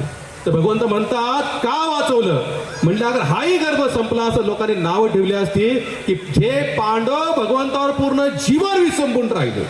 कसे पूर्ण जीवन. पांडवांचा दुसरा कोण आधार होता. पांडवाला किती जाग्याला भगवंताने वाचवलं सांगा. वनवासामध्ये होते, दुर्योधनाने दुर्वासा ऋषींना पाठवलं, म्हटले जा, म्हटले पांडवाकडे बरंच काय आहे म्हटले, आणि आहेत कुठं पांडव वनवासामध्ये. काय असणार वनवासामध्ये असून बरंच काय. तिथे गेले आणि दुर्वासा 1 नाही 2 नाही 3 नाही 10,000 शिष्यांबरोबर गेले आणि काय म्हणतात, द्रौपदी भूक लागली आम्हाला, आंघोळ करून येतोच, द्या. आता द्रौपदीकडे एक अक्षय पात्र होतच, पण त्या अक्षय पात्र नेम काय होता. पांडव जेवल्यानंतर द्रौपदी जेवली रे जेवली, अक्षय पात्र दुपारचं जेवण बंद, डायरेक्ट संध्याकाळी भंडारा. तोपर्यंत नाही. द्रौपदीचं जेवण झालं होतं. द्रौपदी विचार करते आता ह्या 10,000 आणि ते पण कुणाचे शिष्य? दुर्वासा. एक महात्मा सांगा दुर्वासाचा अर्थ होतो दुरून वास, जास्त जवळ नको. कारण की त्यांनी तर भगवंतालाही श्राप दिला एका जागेला. येईल पुढे कथा आपल्या 10व्या स्कंदामध्ये. दुर्वासाने भगवंतालाही श्राप दिला, जा म्हणजे तुमचा कुळ देवाच्या कुळाला श्राप द्यावा. एवढे दुर्वासा, एवढं तप होतं त्यांच्याकडे. आता द्रौपदी विचार करते अगर यांना नाही जीव घातलं तर हा 12-13 वर्षाचा वनवास 1200-1300 वर्ष झाल्याशिवाय राहणार नाही. ते विचार करणार नाहीत आम्हाला श्राप. द्रौपदी चिंताग्रस्त आहे. तुम्ही फक्त म्हणून जीवन जगा. एखाद्या गोष्टीचं उत्तर नाही सापडलं फक्त माळ हातात घ्या. लोक म्हणतात माळ काम करते, अरे करतेच. भगवंत नाम काम करतच, पण तुमचा विश्वास पाहिजे. त्या विश्वासाने नामस्मरण करा, तुम्हाला लगेच त्याचं उत्तर भेटेल. द्रौपदी चिंताग्रस्त झाली. भगवंताचा गजर सुरू केला की भगवंता काय, भगवंता काय. आता माझी चिंता हो. तुझ नारायण. म्हणजे भगवंता वैकुंठामध्ये काय करता तुम्ही 24 तास तिथे? लक्ष्मी चरणामध्ये असते. तुमचं काम काय? ब्रह्माजीने निर्मिती केलेली आहे. तुम्ही तुमच्या परीने सगळ्या जीवांचं मायादेवी योग मायाने सगळ्यांना भरण पोषण करता. आणि संहार करायच्या वेळेला शिवजी आपला त्रिनेत्र खोलतात, संहार होतो. तुमचं काम काय म्हणले माझं एकच काम आहे, जो भक्त माझं नाव घेतो त्याच्या धावेला मी हजर राहतो. माझं दुसरं तिसरं काय काम नाही. आणि कुठपर्यंत नाव घ्यायला पाहिजे? शेवटच्या क्षणापर्यंत, शेवटच्या टप्प्यापर्यंत. आणि टप्पा कुणाला माहिती आहे आपला शेवटचा? नाही. म्हणून कृष्ण सांगता अंतकालेचे माग अर्जुना शेवटच्या क्षणापर्यंत माझं नाव घे. उत्तरा म्हणते द्रौपदीच्या 5 मुलांना का वाचवलं नाही, माझ्या ह्याला का? तर भगवंत म्हणतात हा माझा कलंक लागला असता. ज्या पांडवांनी सर्व काय समर्पण मला केलेलं आहे, तर त्यावेळेला द्रौपदी जेव्हा भक्ती की अक्षय पात्रमध्ये सगळं संपलेलं आहे, कृष्ण येतात. द्रौपदीला चिंता झालेली आहे की ह्या दुर्वासांच्या 10,000 शिष्यांना काय खाऊ घालायचं.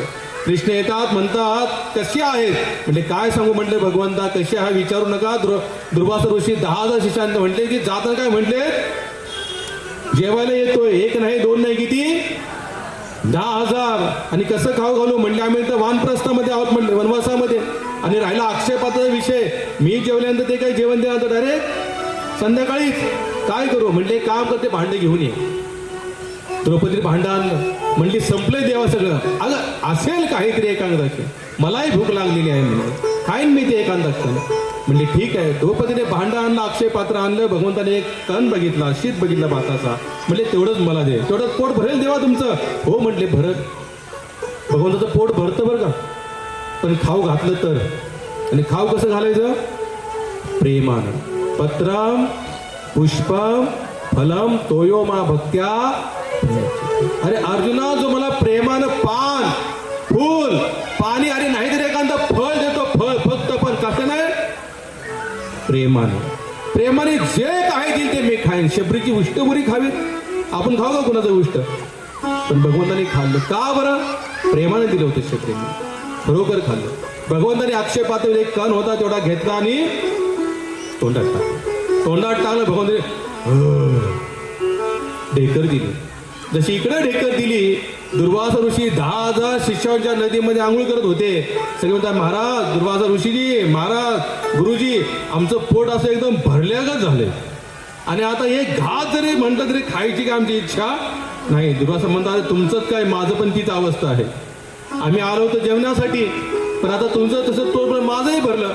आणि म्हटलं अगर आता आपण तिथे गेलो आणि नाही जेवलो तर भीम जबरदस्तीने खाऊ घाले, त्याच्यापेक्षा आपण तिकडे जायलाच नको. आणि दुर्वासा ऋषी आपल्या सर्व शिष्यांसमवेत गेलेले आहेत. तुम्हाला माहिती आहे की भगवान श्रीकृष्णाचा पुरी कृपा पांडवांवर होती. का बरं होती? कारण की पांडव भगवंताचे शुद्ध भक्त होते. कसे होते? शुद्ध भक्त. गीतेमध्ये कृष्ण सांगतात अपि चेतुस दुराचारो भजते माम अनन्य भाग साधुरेव समंतव्य सम्यक व्यवस्थिती ही सह. अरे अर्जुना, कितीही दुराचार्य असाल, माझं भजन करत असेल त्याला काय समजा? साधू. भगवंत तुमचं कुळ, तुमची जात, तुमचा समाज, तुम्ही कोण आहात, तुम्ही काय केलेलं आहे, तुम्ही किती पापी आहात, ह्याच्याशी देवाला काहीही संबंध नाही. या भूतलावर एक मात्र भगवंत असे आहे ज्याला जीवाच्या बॅकग्राऊंडशी त्याच्या इतिहासाशी काहीच घेणं नाही. पांडवांचा इतिहास कसा होता माहिती आहे का तुम्हाला?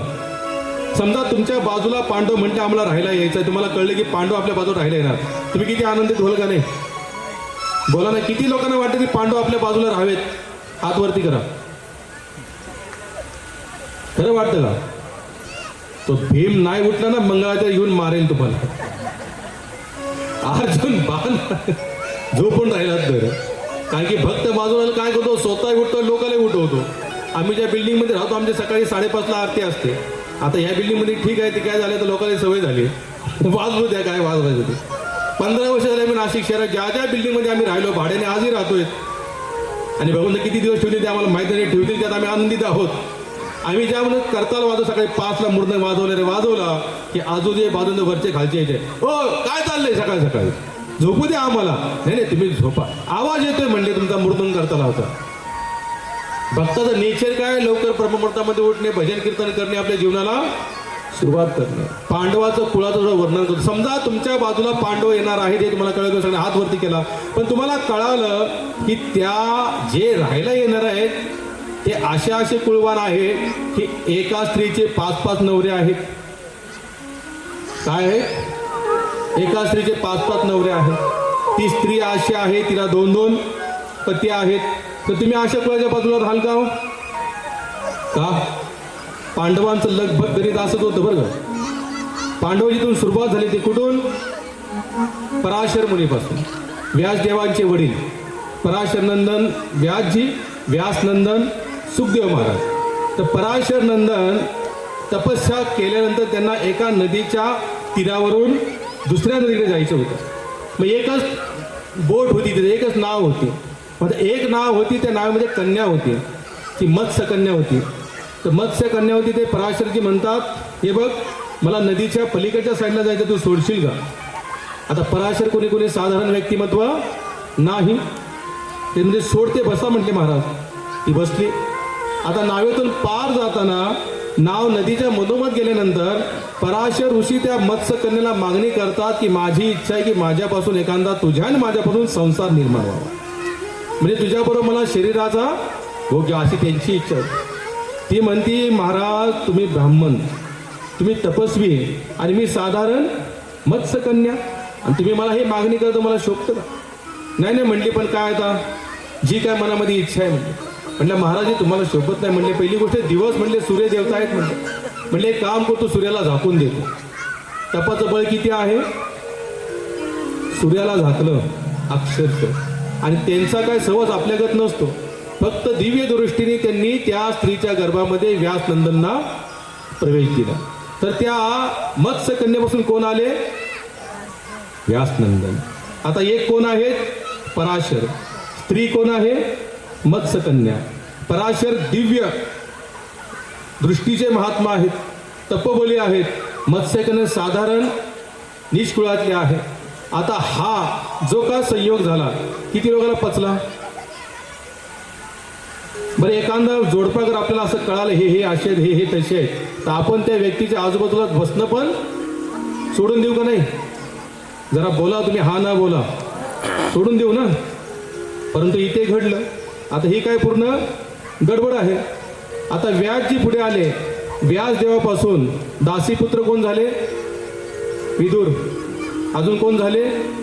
धृतराष्ट्र आणि पांडू. आता एकटे व्यासदेव आणि 3 माता. पण त्यांचा मी पुन्हा सांगतो, आपल्या मानवाच्या सृष्टीकडे त्यांची सृष्टी नसते, केवळ दिव्य दृष्टी. आता हे आतून थोडंसं आपण पुढे येऊ. आता इथे पांडूंची जी पत्नी आहे तिचं नाव काय? बोला ना, तुम्हाला माहित नाही का? पहिल्यांदा ऐकताय का? कुंती. आता कुंती पांडुराजा जे होते त्यांना एक रोग होता पंडू नावाचा, आणि त्या पंडू नावाच्या रोगामध्ये सहवास करणं शक्य नाही, आणि त्यांना श्रापही दिला गेला. ही कथा भरपूर मोठी आहे, मागू नको. त्यांना श्राप होता की तुम्ही ज्या वेळेला एखाद्या स्त्रीच्या जवळ कामेच्छाने जाल त्यावेळेला तुमचा मृत्यू होईल. त्याच्या पांडू तिकडे कधी गेलेच नाही, त्यामुळे कुंतीला वंश राहणे शक्यच नव्हतं. आता पांडू कुंतीला वंश राहणे म्हणजे गर्भ दिवस जाण्याच्या आधीच पांडू स्वर्गारोहण झाले. आता कुंतीला कोण पुढे वंश चालला पाहिजे ना पांडूंचा. मग कुंतीने बालपणामध्ये दुर्वासांची सेवा केली होती, तेव्हा तिने वरदान दिलं होतं की तू ज्या देवतेकडे जे वर मागशील तुला ते प्राप्त होईल. मग कुंती महाराज काय केलं की 5 देवतापासून, 5 नाही 6 म्हणता येईल, पांडव 5 मध्ये किती होते. कर्ण देखील सगळ्यात मोठा पांडव होता, पण चर्चा विशेष करून 5 पांडवांची होती. तर तिने 5 देवताकडून 5 मुलं मागून घेतली. भीम, अर्जुन, विदुष्टर, सहदेव आणि नकुल मागितले. आणि की सहदेव नकुल स्वतःसाठी नाही मागितले, तिने माद्रीसाठी मागितले. एक भक्त स्वतःपेक्षा इतराचा विचार पहिला करतो. वैष्णव जन तो तेने कहिये जो पीड पराई जाणे. खरे वैष्णव कोण आहे, जे इतरांच्या दुःखाला स्वतः दुःख मानतात, इतरांच्या सुखाला, त्यांचा वैयक्तिक सुख दुःख हा विषय त्यांच्यासाठी राहिलेला नसतो. आता आपण बघितलं पराशर बघितले, व्यासदेव बघितले आणि कुंतीपर्यंत बघितलं. आता इथून पुढे 5 पांडवांमध्ये एक नारी, ती कोण. द्रौपदी. असा कुळ जर आपल्या बाजूला आला तर आपण म्हणू का राहा म्हणून. खरं बोलायचं आपण नाही, चांगल्या कुळातले पाहिजे, व्यवस्थित पाहिजे, धिंगाणा नको, मस्ती नको, नीट वागणारे पाहिजेत, व्यवस्थित पाहिजे. पण हा सगळ्या गडबडीचा कुल असून देखील विशेष महत्व म्हणजे त्या कुळावर भगवंताची विशेष कृपा होती. ते उत्तराला म्हणतात, अगर हा वंश संपला असता तर लोकांनी मला काय केली असती, नावं ठेवली असती. ज्या कुळावर पहिल्यापासून एवढी भगवंताची कृपा राहिल्यानंतर शेवटच्या टप्प्याला असं का नाही. राष्ट्रपती 6:30 वाजलेले आहेत, वेळ बराच झाले, आरती आहे. उद्या आपण बघणार आहोत की आता इथून पुढे परीक्षित राजा, कलीचं वर्णन आणि कलीच्या वर्णनानंतर